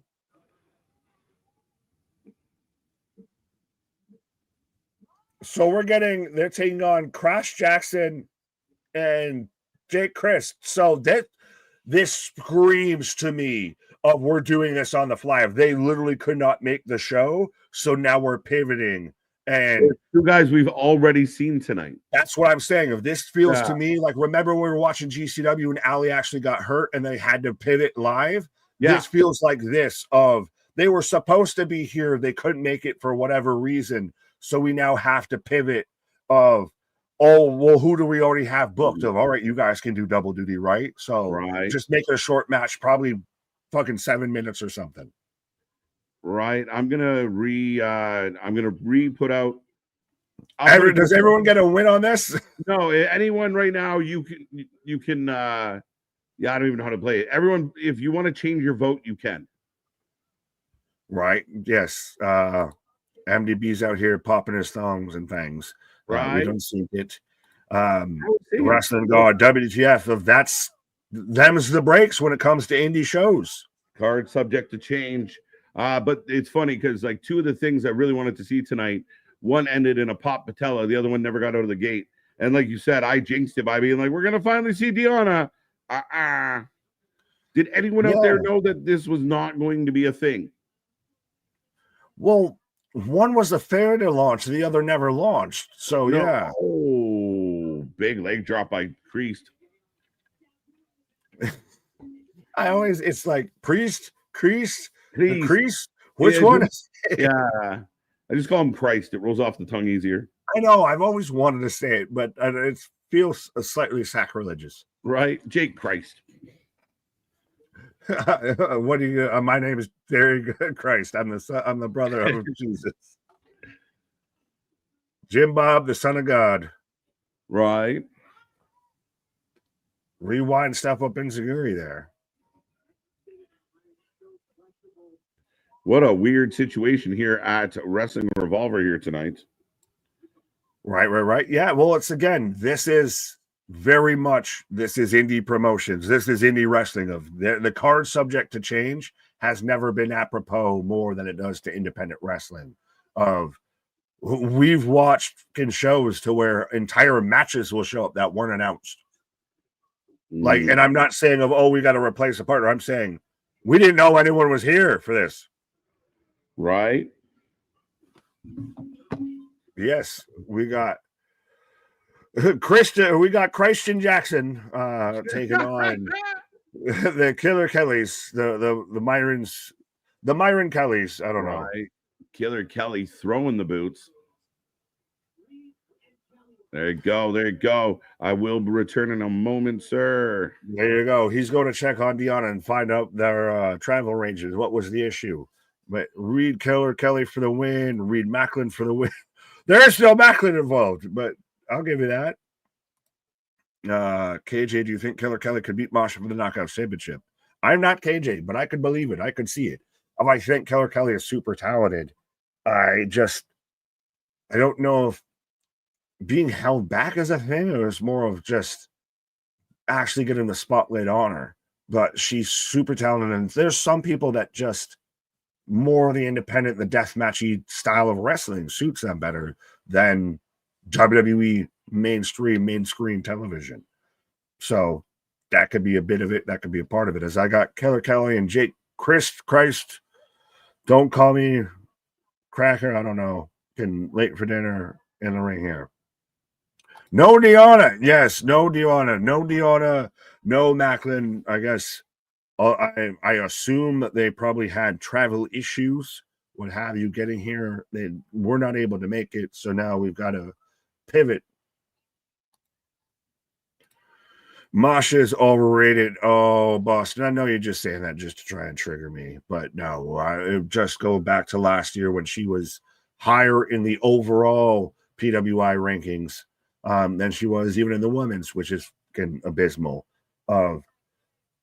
Masha Slamovich to me is super talented. She's somebody that is so unique to everything else in women's pro wrestling right now. So I think that she stands above because she is so different and so unique.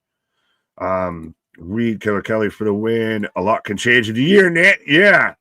But still, she's still super talented. It can't change to being overrated with that. You can't go from top 5 to overrated.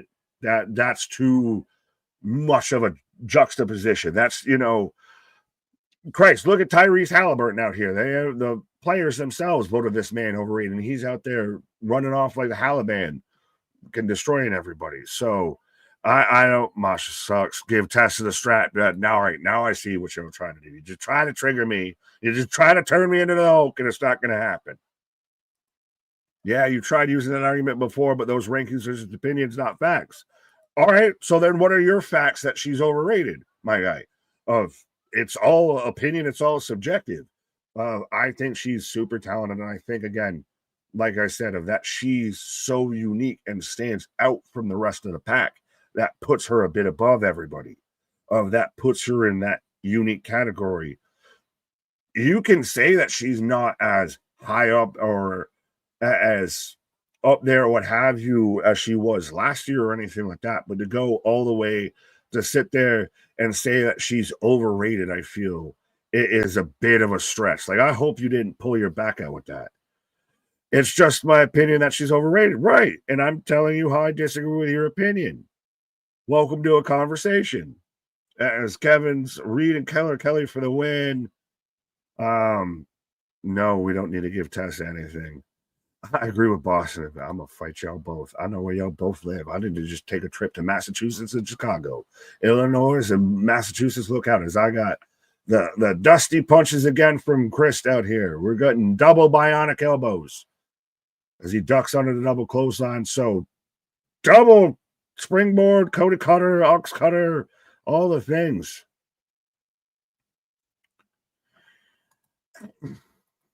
I just don't think that there's enough behind with anything, even with Tessa. Like, even if you want to say she's still actually good in the ring and everything, the crowd is not behind her. Like, not even at the point of, oh, she's the heel so much to fucking put it on her and get everybody over. We got a Tower of Doom cutter here. Super cutter for a 2 count. Everybody drink. We had a false finish. But yeah, Crimson Chin is, I don't know. She's a heel with the IWC and the internet. She is a bit of a heel with the actual live audience, not to the point to where I say that you put the title on her to spite everybody. And she's not, over enough for anything that you would do it the other way. So she's just in that abyss. Myron with a fucking crossbody. Feet on the ropes. 1, 2. Kelly helping. We got the 3. And that should be kind of almost expected of, especially the team that probably got thrown backstage together of, hey, they're not going to make it. Who can go out there and have a bit of a match? So Myron Reed and Killer Kelly get the win. Good match, solid match. Didn't expect anything more because especially it was pretty much on the fly. And like I said, it probably went all of 7 to 10 minutes tops.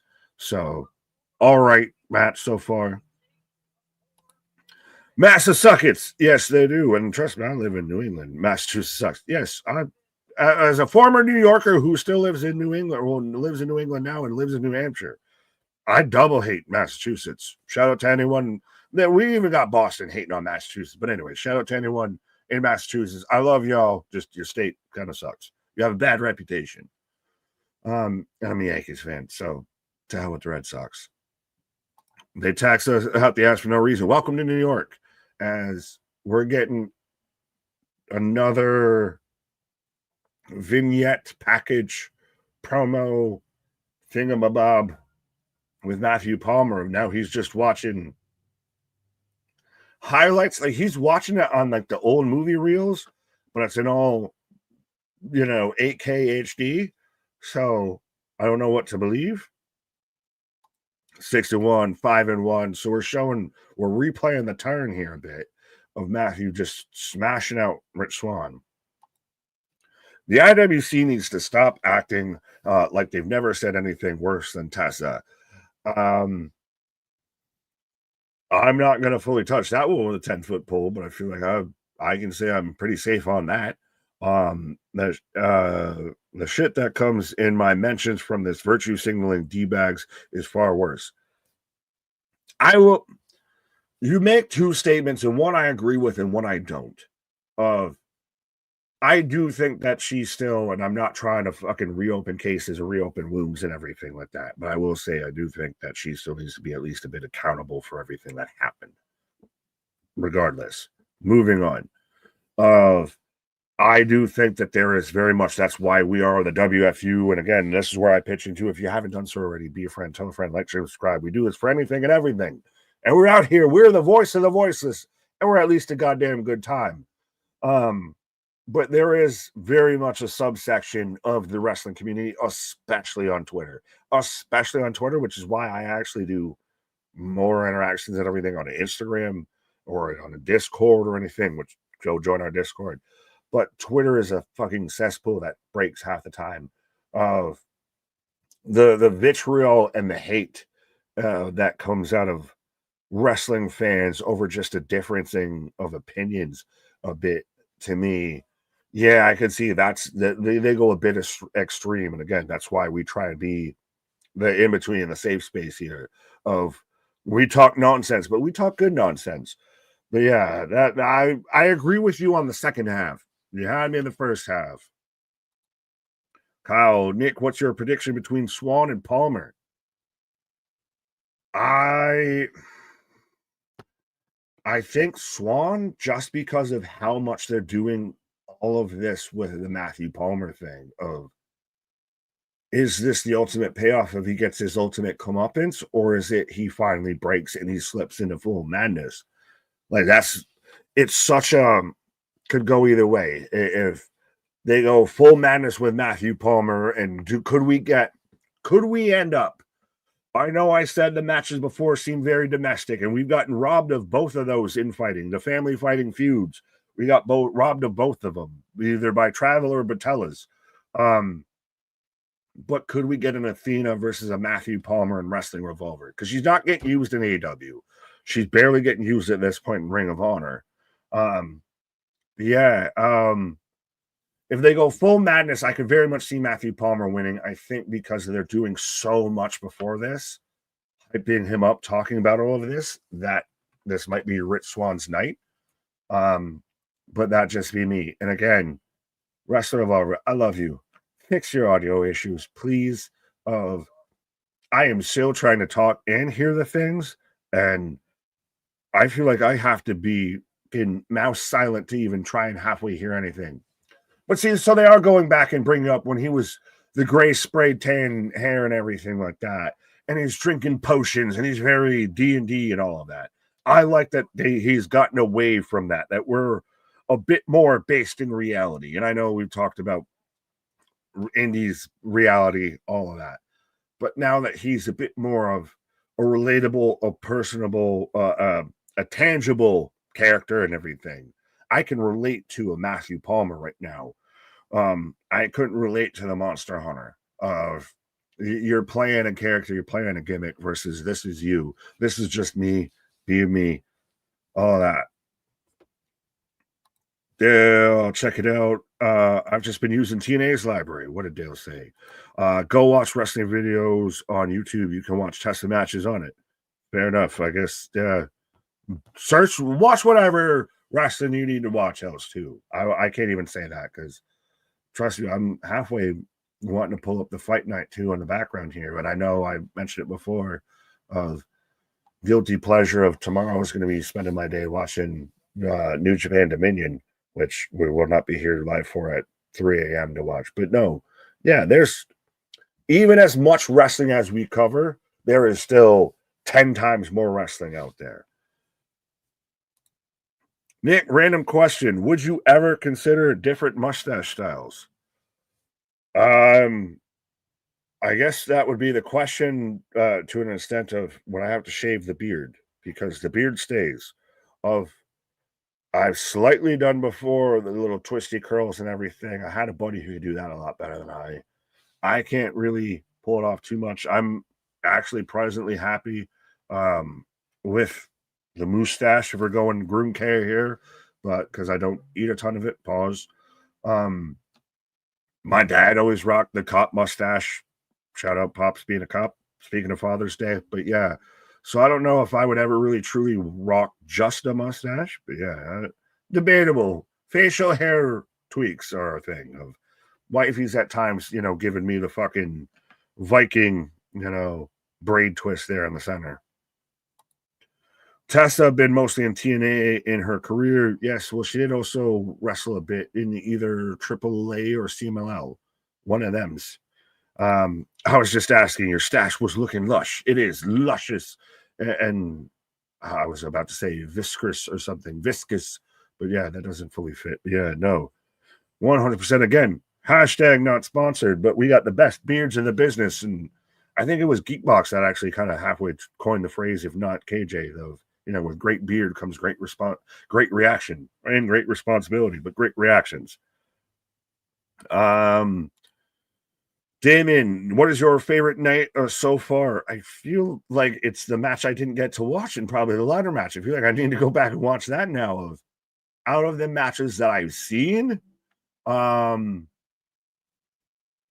shit, it might be the Ninja Mac match. I mean, every match that so far I've managed to catch has, for the most part, been obstructed, been, you know, abducted, has been, you know, circumvented. So, yeah, I don't really. They've all been good. I don't know if I have one that stands out amongst the rest. Because we're going all the way back to this man's like indie dindy days. 4-1 Panthers. So expect the 3-0 comeback from the Oilers overtime. What? Mercedes versus Tessa versus Rhea versus Charlotte, all promotions. If I'm booking it, Rhea wins. And pins probably Charlotte for the victory. Actually, no. I would have it to where Charlotte's almost going to break it up. She probably pins Tessa. Yeah, she pins Tessa in that because you can still do business with Mercedes. You can still do business with Charlotte. So if I was booking it, that's how I'd do it. But that's a whole lot of cross promotions. I don't know how they'd book it. Because now we're bringing out moms. All right, we're bringing out moms here. Would you rather have patella tendies or butt chug a beer? Patella tendies. Patella tendies all the way. I don't know right now if my patella is tendy or not. But yeah, no, I'm not. The fact that those are two statements that have been both uttered in the same show, I question my sanity. I mean, I do that regularly, but still. Yeah, tendies. Anthony, yeah. So, folks, you can let us know or let me know of how you'd feel. How would you book that match? But to me, like I said, if it was my promotion, I'm booking Rhea goes over. You can still do business with Charlotte. You can still do business with Mercedes. Tessa, I ain't going to have none of that. I ain't having none of that. Well, would you have a tendy or a butt chug, my guy? Question of the evening. As long as I don't have a tendy butt, we're good. Well, I think after a butt chug, you would have a tendy butt. Yeah, why are we getting I mean, it's hard to think that Matt's not going to win this main event. Like, they're doing an absolute, like, they're doing a documentary on Matt tonight. Does he? Well, that's what I'm wondering, if it's one of those of we're telling you we're sending you so far down the river that we switch, or is it one of those? I threw out the idea: could we see an Athena Palmer versus a Matthew Palmer? Yeah, refereed by Arnold Palmer. Yeah, I had that as a match going out of this because I think Matthew just slips into full madness here. Yeah, I think he continues. Like we're interviewing Refs, we're interviewing his mom. They're like, yeah, and I believe, and you can correct me if I'm wrong, Nick. We have one match left. Oh boy. Yeah, we might be down to the nittiest degree. So I'm gonna try and be quickly with this, but I will ask you the question that was asked before me before I pause for the cause quickly of Mercedes versus Tessa versus Rhea versus Charlotte, all for a promotion. Basically, if you had the promotion, if you had the pencil, how would you book that match? I mean, yeah, I think Rhea goes over. I think you also said that. So sorry to jump on your coattails, but I think Rhea goes over. I'd love, I mean, as far as name value goes, you're probably correct in Tessa taking the pin. I mean, I'd like to see Mercedes take a pin or two, but at the end of the day, yeah, Rhea pinning Tessa works very well. Palmer for the win. Swan, stop looking at me, Swan. But yeah, I think we're down to the final match of the night. If anyone out there wants to correct me, but I do believe we've gone through it all. We are in a bit of an intermission right now, which I mean, I don't know why they couldn't just go into the next match. This has been a 15-minute documentary on Matthew Palmer. I think it's good, but I just don't know.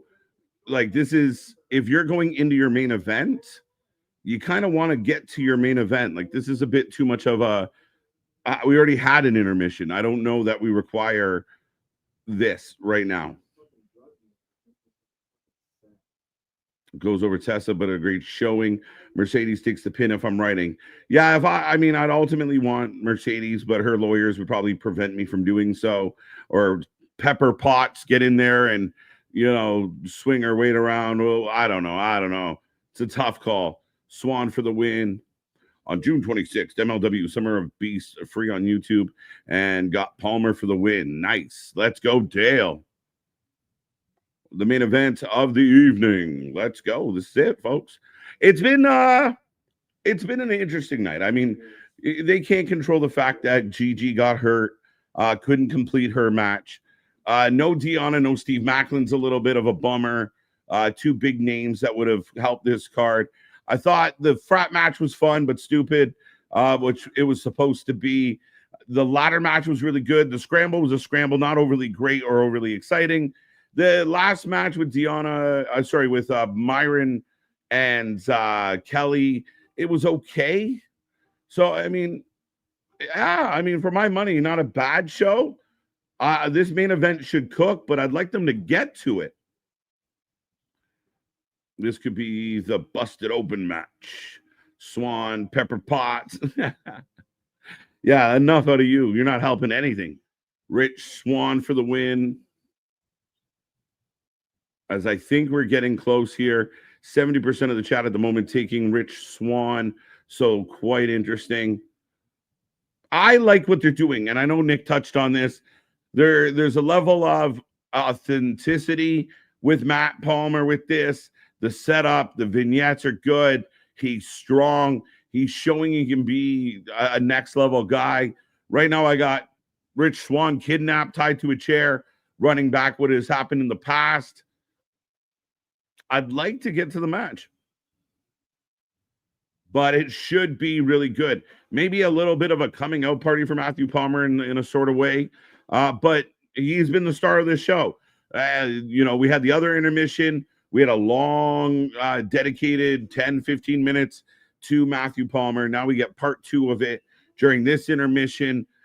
I mean, I don't know how you guys feel out there, but it does feel a little bit disconnected from keeping the flow of the show. Who is your early prediction of Sheamus, Rusev, Bronson, and Jay? Damien, I've been debating this quite a bit. I feel like everybody thinks that Jey Uso's a slam dunk because of the circumstances. I feel like I don't love the idea of Jay winning, but if you look at the list, Jay seems like the most likely. Bronson Reed's going to get screwed by LA Knight. Rusev would be highly surprising. Somehow I feel like this might lead to Sheamus and Rusev having a series of matches, and it will bleed over for an angle for those two. But I don't know if it could go any other way. So, yeah, it feels like a slam dunk for Jay. I put the question out, so I'll say Rhea wins by pinning Mercedes with Super Riptide. The Horsemen daughters will go cancel each other out. Fair enough. I really appreciate y'all, man. Chat, this is for you guys from MDB, one of the resident wrenches around here. Thank you for being the wrestling friends I can't find in my real life. Some people say end tribalism. I embrace it because y'all my tribe. Dude, that is amazing. That's comment of the night. We do appreciate it. We talk about it all the time, MDB. And for guys like OG Dale, yourself, Damien, the list goes on. JV's been here for so long. I don't want to start naming names because I'm going to miss a bunch of names, but it's the chat. It's the community.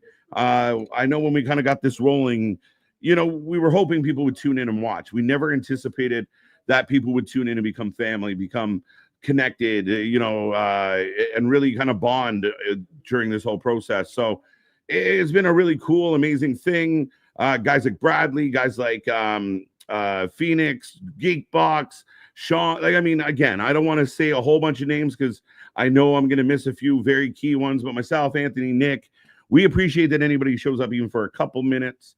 But the fact that, like I just said, 200,000 watch hours is insane.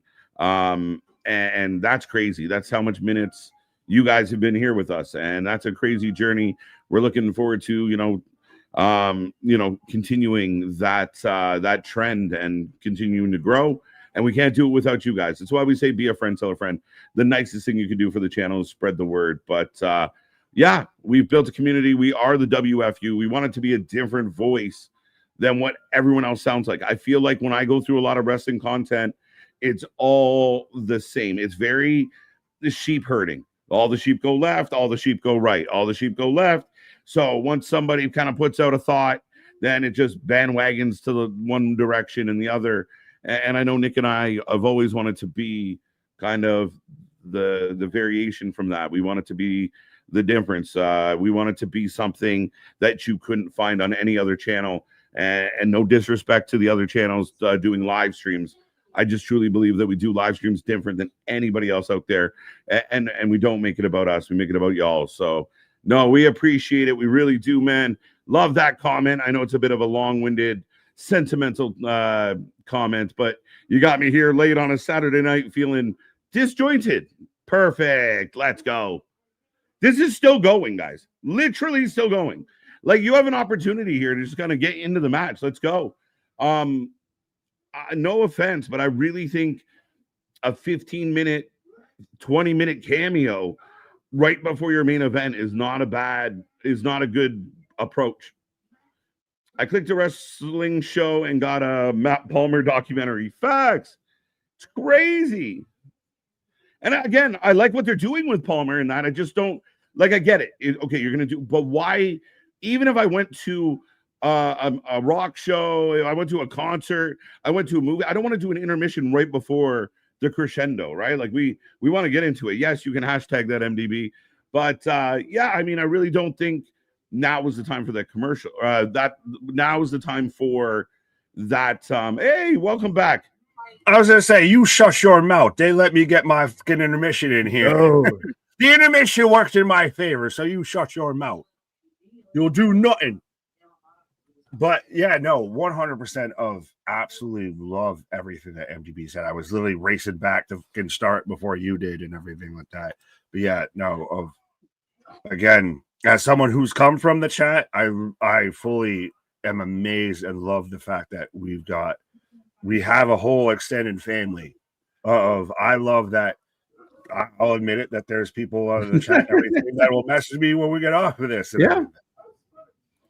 Yeah, I know it's a really, really cool thing. And again, we wouldn't be here if people didn't show up. And, you know, we've had friends from the minute, you know, like, it used to be like 4, 5, 6 people in the chat. And we just kept coming on every night. We figured, like, if we built it, they will come. So right. Well, that's why I was asking, are we the Baba Black Sheep? You were talking about sheep go right. We are the Black left. Sheep. Are we the Baba Black Sheep? I'm the Black Sheep of my family. I like that. That's a t-shirt. The Black Sheep of podcasting. The Black Sheep of wrestling. No, we'll get in trouble because we're not the scapegoat, folks. We're not the Black Sheep. We're the Black Sheep.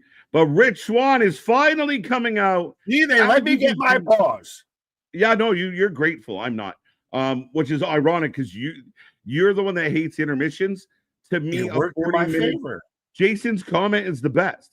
Of an awesome promo for the main event. A 40-minute promo is a little long, though.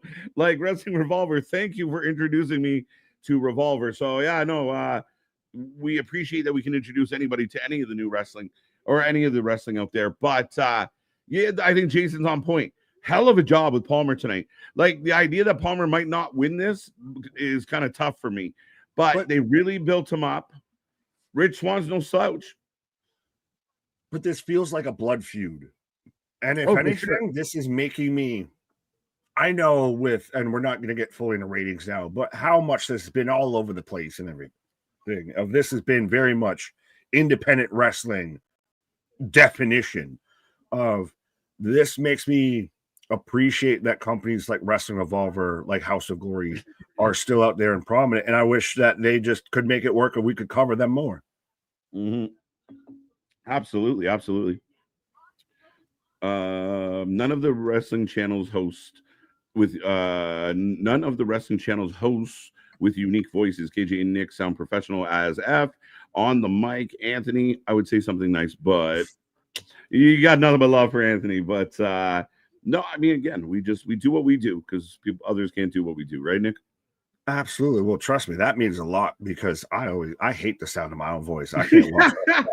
I think we all do, bro. It's a funny. No, that's why we don't do this with fucking headphones or anything, because I just let it fly, motherfucker. Mm-hmm. Yeah.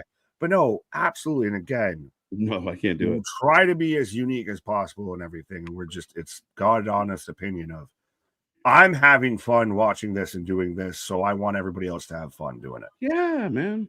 That's what I said. Just having a good time with it. And, again, it is what it is. Ultimately, that's the goal. So I want to be the wrestling content creator that if I wasn't doing content creation, that I'd want to watch.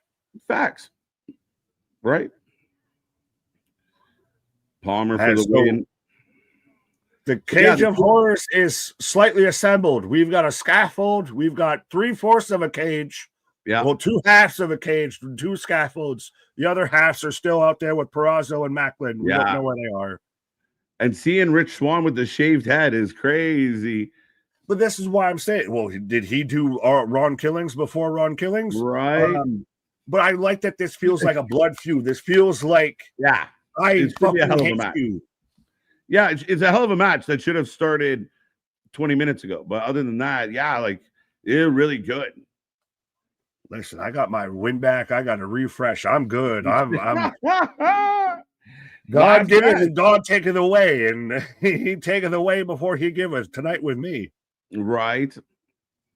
But yeah, ultimately an interesting night. Don't forget, folks, as we head into this main event, we are back on Monday. Will Goldberg be there?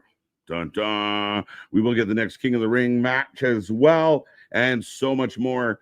Next week's a crazy week. We got Grand Slam Mexico. Next week's SmackDown is absolutely stacked. We're back here for TNA again. We're having a lot of fun doing the TNA streams when we can. And we got a little stretch here now where we could fit a couple in, so it's nice. NXT, we're getting like Elijah on NXT. Matt Palmer going right up the scaffold. Rich Swann, Elijah out there on the fucking scaffold here. But no, right. I mentioned this while you were on a pause, and I don't know if you actually ever caught it. Have you heard of the rumor that Trish Stratus might be on Friday Night SmackDown? Yes. Okay. I know you are I've been watching. A member of the Trish Stratus Society, so I wasn't sure.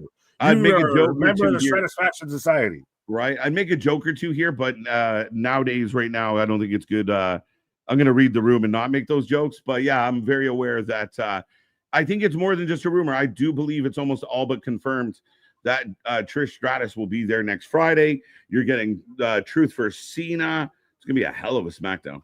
Right. And yes, no, Anthony, fucking Zodiac. Yes, no. You told me it's not 4 hours, 2.5. 2.5? Like they bought it. They bought another half hour. 2.5 tops. Yeah. So does that mean it's going to go 2:45?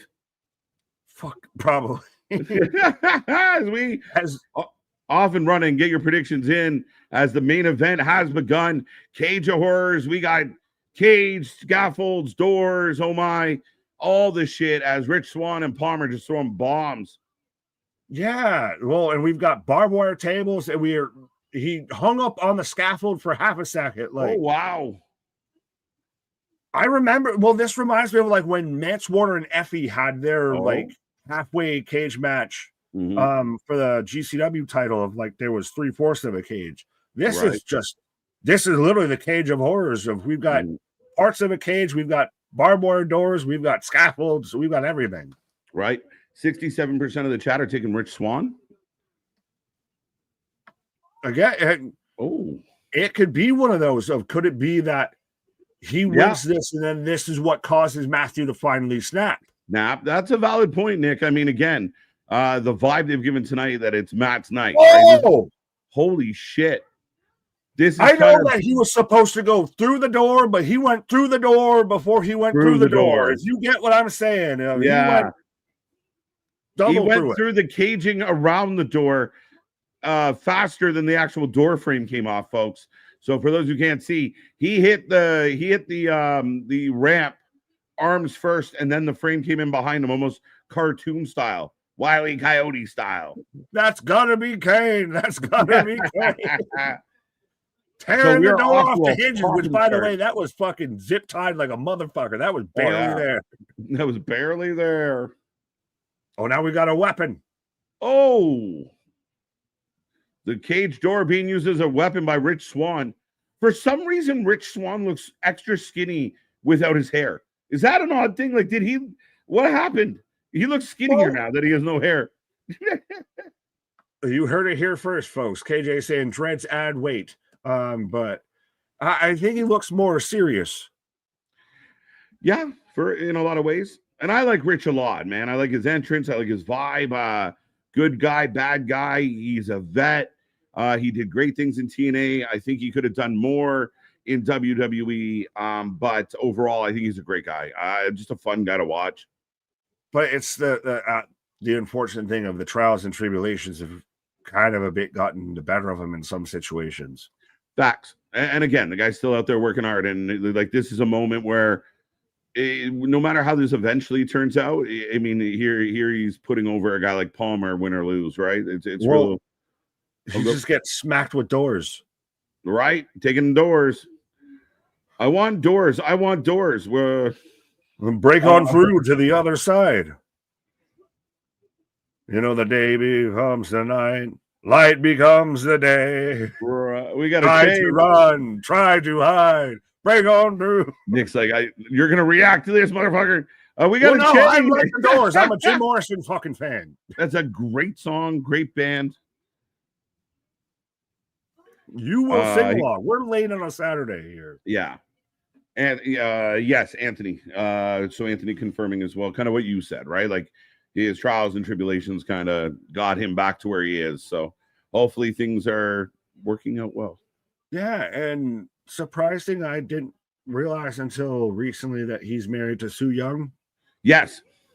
He's a fan of the Spooky Dookie Coochie. Yeah. Oh, that's like went down yonder to the hoochie hoochie. The spooky hoochie hoochie. So stupid.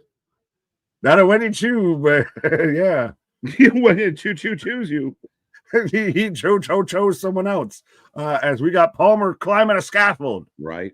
Scaffolding to me, it's always like the scariest thing in pro wrestling because I think of Cornette broken legs. I think of New Jack with Vic Grimes, where New Jack was literally like trying to commit attempted murder with all of that. Like scaffolding to me gets really scary really fast. Did you hear me? Are you there? Yes, I did. I was like, hey, hello. Right. You know, I could knock on the fucking screen. I would. I was trying to figure something out. Were you waiting for more? What else did I need to say? Scaffold bad, scaffold scary. Fuck. The first time you stopped short, I'm not ready. That's a real wonder if I've ever seen one.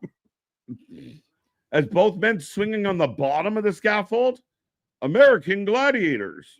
Monkey bars. Let's go. Yeah. Yeah. American Gladiator. Eat your fucking heart out. Right. Wee. Boom. Why don't you swing back with a harder kick? Why would that throw you off like that? Oh, shit. Running powerbomb into the barbed wire door, and the door literally folded.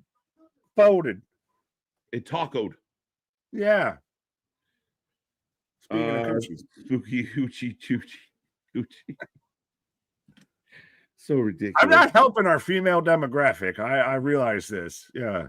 Ladies like funny guys. It's the only reason I got the lady I got. That's the only reason I married. Thank God. Right, Right, if I lose one of them, I'm fucked. Oh shit. Oh, I like it. That's what I say every day when I wake up. You reach over, yeah, the same thing I do. Reach over and go, oh, thank God. No, you said, oh shit. I said the same thing I say every morning when I wake up.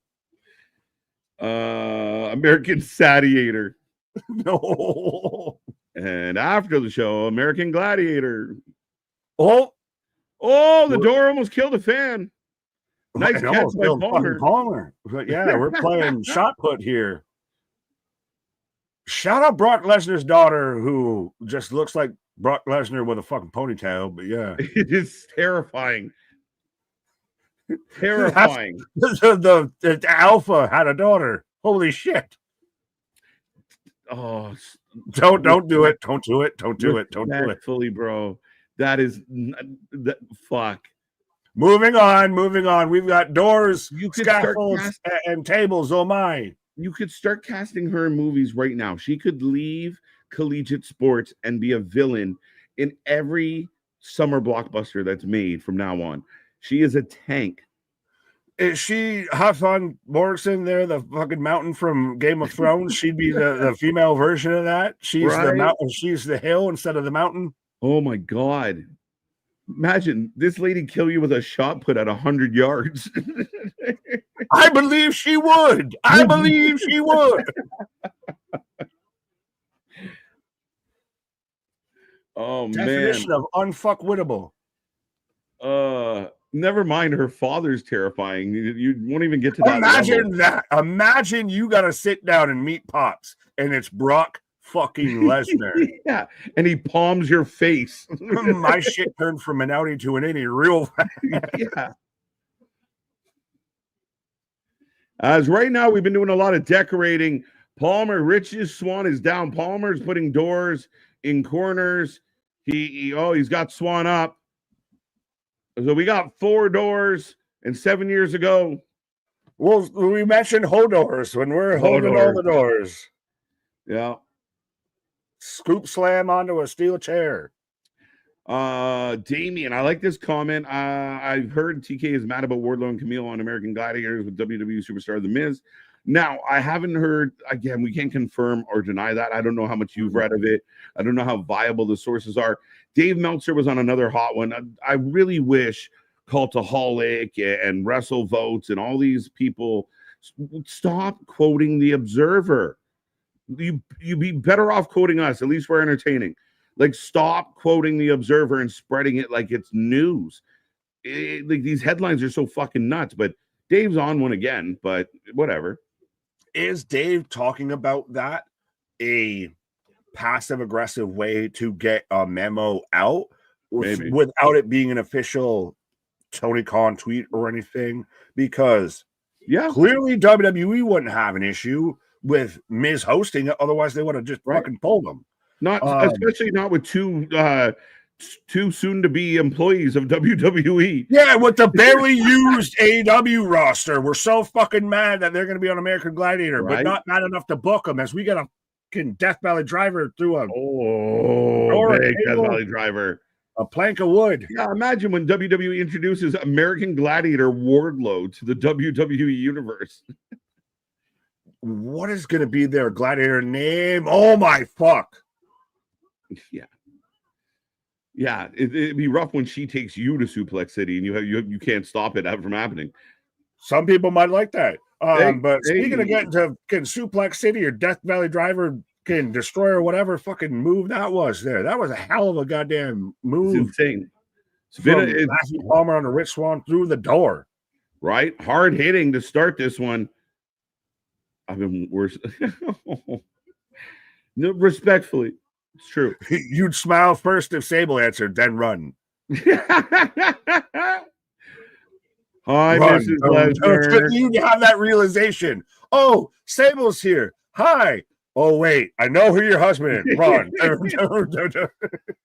Yeah, but it's Brock. Brock like in your head. I can just picture him like galloping at you like a fucking gorilla, like as you're running away. He's the only man that would beat the gorilla out of the 100. Yeah. But it's what? Oh, cut her through a door. Oh, cut her through the door, off the apron to the floor. And that sounded like a nursery rhyme. But yeah, as we've also got barbed wire involved. But yeah, Brock though, he's the most terrifying because you don't know if he's actually laughing with you or going to kill you. Yeah, no, when people are talking about 100 people versus a gorilla, I'm like, we just need Brock. Brock's good. Brock, the alpha male of our species. I've said this before. If the aliens came down and said, "Send out your best," we're poking Brock Lesnar with a stick. Brock one punch a gorilla. What are you talking about? With that gorilla going down? Yeah, but it's still. I'm just saying of like Brock when Brock was happy Brock, when he was fisherman Brock, when he was Saskatoon Brock and everything. He's still smiling even when he's out there with Sami Zayn. It was still terrifying. It's like, so wait, the great white shark is smiling at me. Yeah, I don't know how to feel now. It's almost worse. What are you smiling about? Should I run? Oh my God. We're about to set up a bridge of a door on the ramp. It's so interesting. Wrestling Revolver does this of like their entranceways got like the fence around it too. This is a bit of an interesting spot. Lesnar versus 100 gorillas. There's the real question. Could 100 gorillas beat Lesnar? By then I'd go the odds would just run off. Yeah. You get tired after a while. Yeah, right. Well, yeah, here we go. We're moving stuff around again. Rich Swann has the door. The camera guy got it. Camera catch it. Get out of the way, bro. Move, bitch. What is the fucking construct do we have here? The camera guy is still wobbly. There was the camera guy doing shots during false finishes. Well, that's not our favorite shaky lady, is it? No, I think Shaky left the WWE. No. Yeah. Thank you, ref. They were chanting move the something, and I guess the ref did it, and now they're all cheering. Because he's keeping the barricade held there, and now the broken part of the door. Yeah, this is somebody gonna get hurt real bad. This is very Nance Effie GCW if you've seen it. Oh, he followed the laws of wrestling. He who sets it up must go through it, and he's stuck in all the barbed wire and on the fucking half a door. Oh shit! Rich Swann chucked from the top into the barbed wire, into the door. What madness? Said Matthew Palmer's just singing to himself. Embrace the madness, folks. Right. Brock Lesnar, Eddie Hall, Omos, some of the other big and tall folks. We fold no gorilla up after he destroyed. Yeah, but no, there's some of those people though can't move. Like Brock Lesnar can move like 180 pounds at 380 pounds. Right. Eddie Hall can't move like that. Eddie Hall moves like he's made of stone. Right. Nice callback, Ronan. Yes, he did. I love that SummerSlam ad when he F5s the shark. That's the only fair fight Lesnar's been in. Wrapped in barbed wire. Mark Henry's another big, strong man. Mark Henry, prime Mark Henry. Mark Henry was one of those guys that was sneaky athletic. So I'd give you that. That's two. We got two. Yeah, no, you're not fucking around with Mark Henry. Plus, you just you'd snap your bones just on a whim. Is he a witch? I snap your bones to make my stew. Right, though? He's like so goddamn strong. You just break your hand by squeezing it and shit. Oh, yeah. No, he set all types of records and everything. He was literally the world's strongest man. He did that. Oh, what's the fucking name for it? The big fucking dumbbell. Oh, he lifted the dumbbell and everything. Well, then there's two. He can sit there and bend the goddamn lead pipe. He can bend rebar like it's a goddamn pretzel. Well, it's that classic VKM fucking rib spot with the frying pan, and he folded it anyway. Yeah, legit. Yeah, they gave him a fucking super duper fucking frying pan and thought it would be funny and pissed him off, and he fucking did it anyway. We might just need these fucking two. Just give us Mark Henry and Brock Lesnar. We take on all the gorillas. When are the apes? What? Right? Oh, we're getting Matthew on the scaffold. Right. I mean, I got a guy like Obafemi on the list. Oh, wait, Swan. Oh, no. Swan trying to go help me.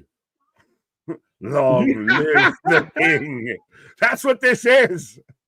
Long live the king. Yeah, this is brother. Help me. Oh, shit. Swan's got Palmer by the hair. He's sliding. We're about to get a scaffold superplex. A swinging scaffold superplex. He's literally gaining momentum with the swing. Yo, that is nuts. That is nuts. That is one of the craziest things I've ever seen.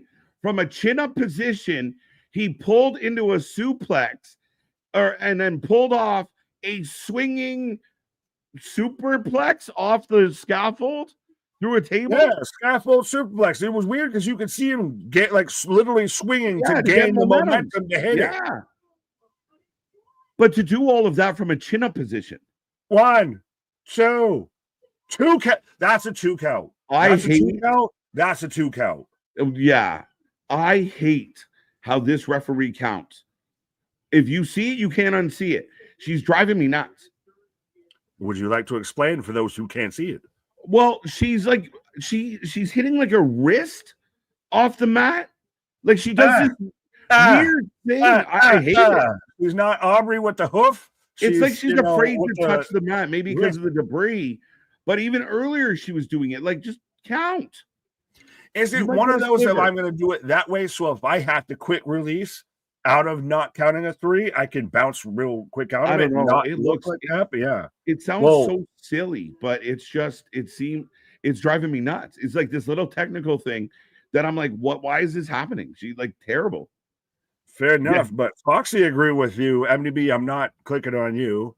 2 counts. American Ninja Warrior and Wrestling Revolver. Casey Catanzaro. Right. Oh, another door. These guys going through all the furniture. Listen, that scaffold spot was crazy to me. That was one of the, that was slick as shit. That was outstanding. And yeah, crazy 2 count. Now KJ understands what I see when Aubrey counts. If she humps it, she's Clydesdale. She's just clomping down with a hoof. Yeah, she counts with her whole body just because somehow she thinks it's more noticeable. She's part of the show. She is the most over. I got to get my shit over, bro. Referee I've ever fucking seen. I actually feel like she's faded in that kind of realm in a lot of ways over the last little bit. Like the last, she doesn't ref that many matches anymore. It feels like that, right? Like there's other refs being used. Always Rensburg and Skeletor. Two. Yeah, Foxy bringing up, it just looks odd to me. Yeah, no, I'm not looking at MDB. But yeah, no, I feel like the swinging, that spot should have ended the match. That should have been your fucking payoff right there. Like, how are you going to top this? Outside of someone literally might die. Yeah. No, he's not clicking it, by the way. No. Not now, not ever. I'm getting very scared because now we're climbing the scaffold and we still have that bridging. Yeah, we still have the bridge set up on the ramp. So I wonder if we're going to get there. That seems so far, though. There's no way they make it there. It's such a tight window. That could barely fit a wampum rat. This is in Star Wars here. You got one shot, kid, and you better hope you make it. As we're getting a view of the camera guy taking pictures, get out of the way, bro. Why are you there? He's a frat bro. He's going to take the goddamn bump. Oh, not really. Not a good bump. Voyeurism at its finest. We're going to get pictures. I want to see the pictures released from the scaffold here before he goes through this table. Oh, Rich is waiting. One set up for something. Is he about to spear his fucking ass? Yeah, Rich is waiting in the back here. Right. Oh, here we go. Dun, dun, dun, dun, dun, dun, dun, dun, dun, dun, dun, dun. They're throwing punches, but where does this go? For those who can't see, we have two men on scaffolding scaffolding. Ladders across scaffolding. That's what I was like. Holy shit. That's it. He's done. He's dead. All right. He broken leg, broken everything. No, he came down so fucking hard. That almost looked like when like the old shows when like a dummy, they would use a dummy. This is why I said scaffolding scary. Scaffolding never goes well.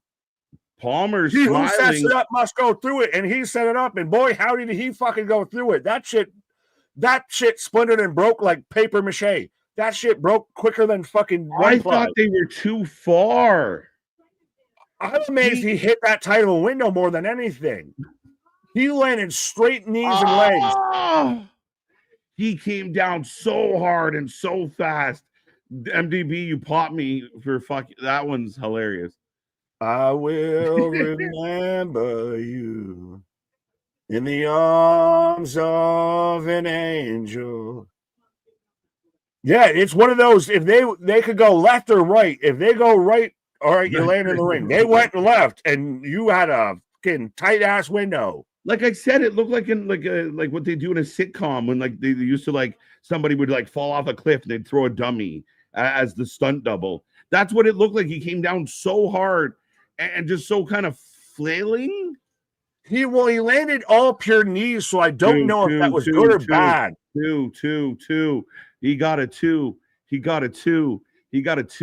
What are we gonna do? He will not die. He just won't be put away, but I don't know if it was a good thing or a bad thing that he landed pure knees on that. It was so like fast and hard. Yes, MDB. That was when Uncle Phil threw Jazz out the house. Yes. That's what it looked like. Now we're attacking the official. Good. She's been doing a terrible job all night. Oh, well, he just broke her neck. Wait, what? I don't go that far. She wasn't that bad at her job. He had to end it. Now we're attacking everybody. We're attacking the staff. Charles Mason wants his gimmick back. He's the breaknecker. Right? Oh, he's just breaking necks. But he's just embracing madness. Does Matthew Palmer now with this look like if Elijah and Trevor Lee combined? Right. Oh, we're fucking Hitman takeout. Fucking. It's funny because the little Mason on this one too with the choking with the cord. That's what I'm saying. Is that where we're going with this? At this point, you got to pull out the boom bat to win this match. What else you gonna do? Yeah. You gotta clap somebody. We complain all the time about this, but this is the worst security I've ever seen. Like, come on. No, they're trying. They're just getting taken out like goddamn we're playing Hitman. Agent 47 out here. Yeah. Matthew Palmer. Yeah. Matthew Seagal in the house, just breaking necks. No, he sells things. Yeah, right. Palmer's got some chairs. Like, those chairs are straight up some Caucasian deck. Someone's ass was just on those. No, those are off somebody's deck. Why are they having like sunflower prints on them and shit? Right. They're water damaged and shit. No overruns here. Well, can you have an overrun when you don't know when the show's supposed to end? Yeah, we don't know what we're 10 after 11. This show should have been done at 10:30, but we had a 40-minute documentary and now a 40-minute. Oh, he kicked the ref. Again, though, you're telling me though that they still have the fucking price tag and shit on them. Them fucking chairs are out there from a home decor section somewhere. A garage sale down the road, bro. Facts. Same place they brought the liquor. We're setting up another door. Like we're setting a tower of chairs and doors. We're playing fucking Jenga. Just you take the door from the middle and you put it on the top. What are we doing? We can't figure out how to do it. Well, you can't. The chairs are round. The door is flat. We need and it's too wide. They didn't practice this clearly. I mean, how the fuck do you practice falling? 2 doors, 4 chairs, and we're going back up. Rich can't take the next one. Palmer's got to eat this one. Does this mean Rich wins? I don't know. I don't know how Rich is alive. I don't know how he's pulling him up. Just what, by the world's greatest wrist lock ever? Like, Rich has to climb all the way up, even though there's barely any touching. Well, it's funny because it's not even at this point where they're like fighting their way up. They're just like, we'll both go up side by side. We'll both climb up there together. We know what we need to do. No, now Palmer's turn to fly. No, we're about to get a cutter through this. Out. Ah, we get a cutter. Rich might win. Off the scaffolding, through two Matthew Palmer's got to have splinters. What? I said Matthew Palmer's got to have splinters. Yeah, I'd say. This is Wrestling Revolver. Oh, the ref. Come on.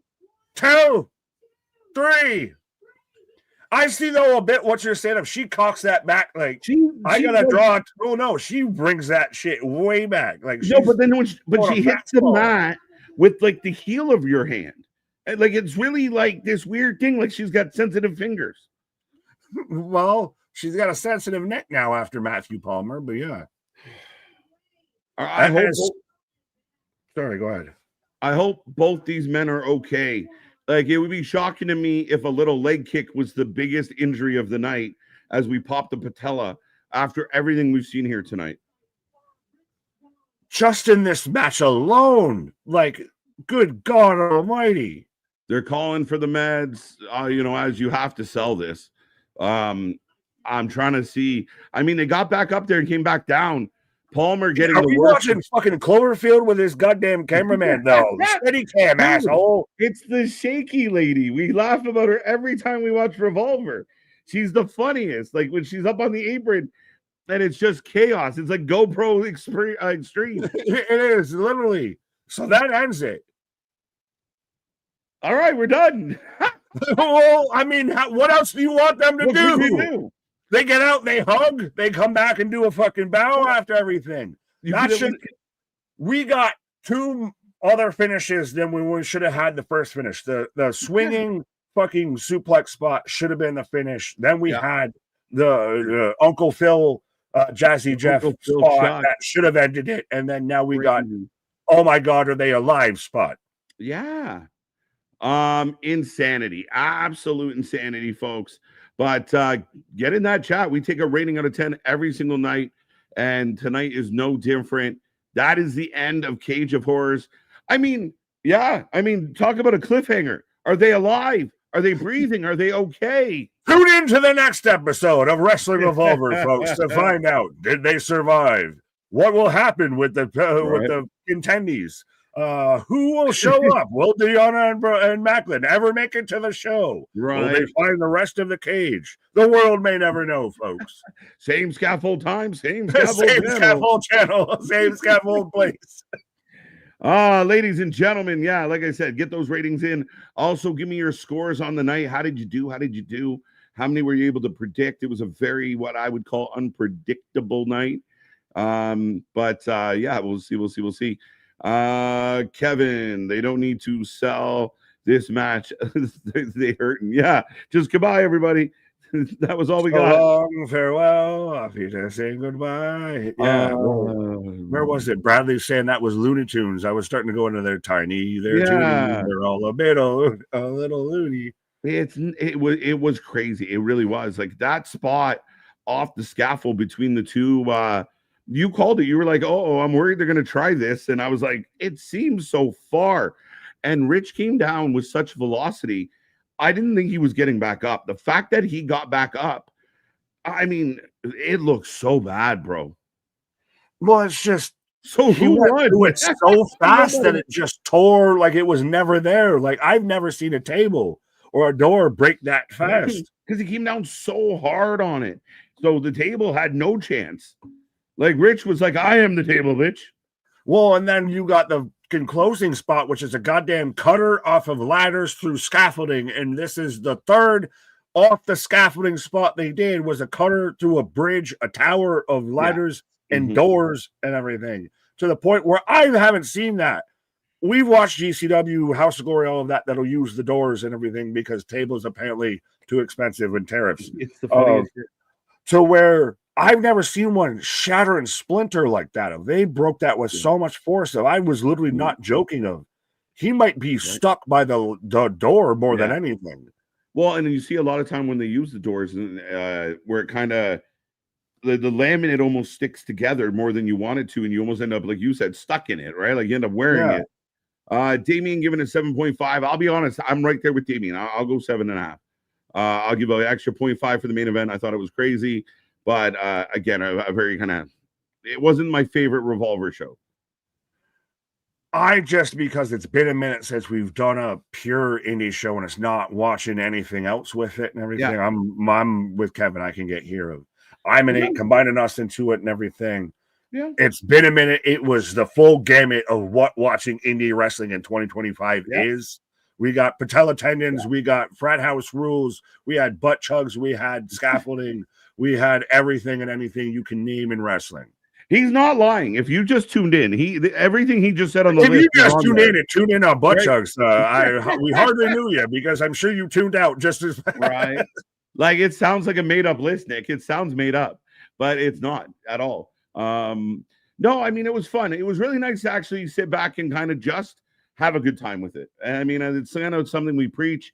I know sometimes on the weekly shows, we get dialed right in and we do what we do, but it's fun to just kind of like, yeah, it's stupid, but fuck it. Here we go. That was a good time. It was a good time. Like you said, a list of holy shit things. They missed the crescendo mark. They kind of had a couple crescendos. A 2 count after that fucking toss from the roof spot blows my mind. Yeah, this man literally had to swing to get momentum to finish the fucking move, insane. But that was just a 2 count. Right. Yeah, 2 count. 7 out of 10, 9 out of 10. Brandon loving it. That's good. 7-1s on the board. 9, 8. That's not possible because we've had matches that got decided that weren't there and everything. Well, we give out the bonus point for GG. Everybody got a point for that one. So we'll see. I feel like this is a little bit though of like when you take a test and the teacher puts, on the back of the page of did you complete the test, and no one answers the question on the back of the page and thinks they got a perfect score. It's like, right, motherfucker, you got to get through all the details here. Right, 9.75 out of 10. I mean overall, kind of what you expect from a show like this. A lot of good talent there, a lot of young talent trying to make their way. Overall, but nothing really. We're going to talk about that main event quite a bit. I think it was insane, but that ladder match to me was match of the night, and it was disappointing not to. I feel bad for Gigi, and I don't know. I'm curious. I mean, maybe our inside man Anthony will have some answers as far as what happened to Deanna and Steve Macklin. Yeah, but that main event to me has to be match tonight. I missed the ladder match, but that. So actually, you know what? You're right. Sorry to jump on the moment alone. Yeah. Mm-hmm. My bad. Well, Anthony perfectly summed up Wrestling Revolver tonight in one comment of a 7.5 out of 10. Tendies, Frat house drinking, dead man scaffolding, mixed wrestling, and wild scrambles. Perfect. Again, I mean, it sounds all made up when you put it in one sentence, but that's legitimately what the night was. It was an absolute fucking night of insanity. Right? And patella tendies. Good stuff. Definitely love a patella tendi. I'm for patella tendi right now. Yeah, can't go wrong. But ladies and gentlemen, that is Wrestling Revolver. That is the stream. That is the show. It was a fun one tonight, over 3.5 hours live. We are back on Monday. I hope everyone out there has a wonderful Father's Day, either with or, as the father or celebrating a father. But be a friend, tell a friend, make sure you give some love. Keep it positive. Hold on to those positive vibes. Monday night is Goldberg back. Is Gunther next? Who will advance? Lots going on in the wrestling world. Another crazy week ahead. Don't miss out. Be a part of all the shows. And any chance you get, tell people about the Wrestling for Life Network. We are growing and we're not stopping. But Nick, that was insane. Yes, and our shit is real, our shit is raw, our shit is all authentic. When you're talking about that rest, you're able to put that for life with it. Have a good Father's Day. See you on the flip side. Good night.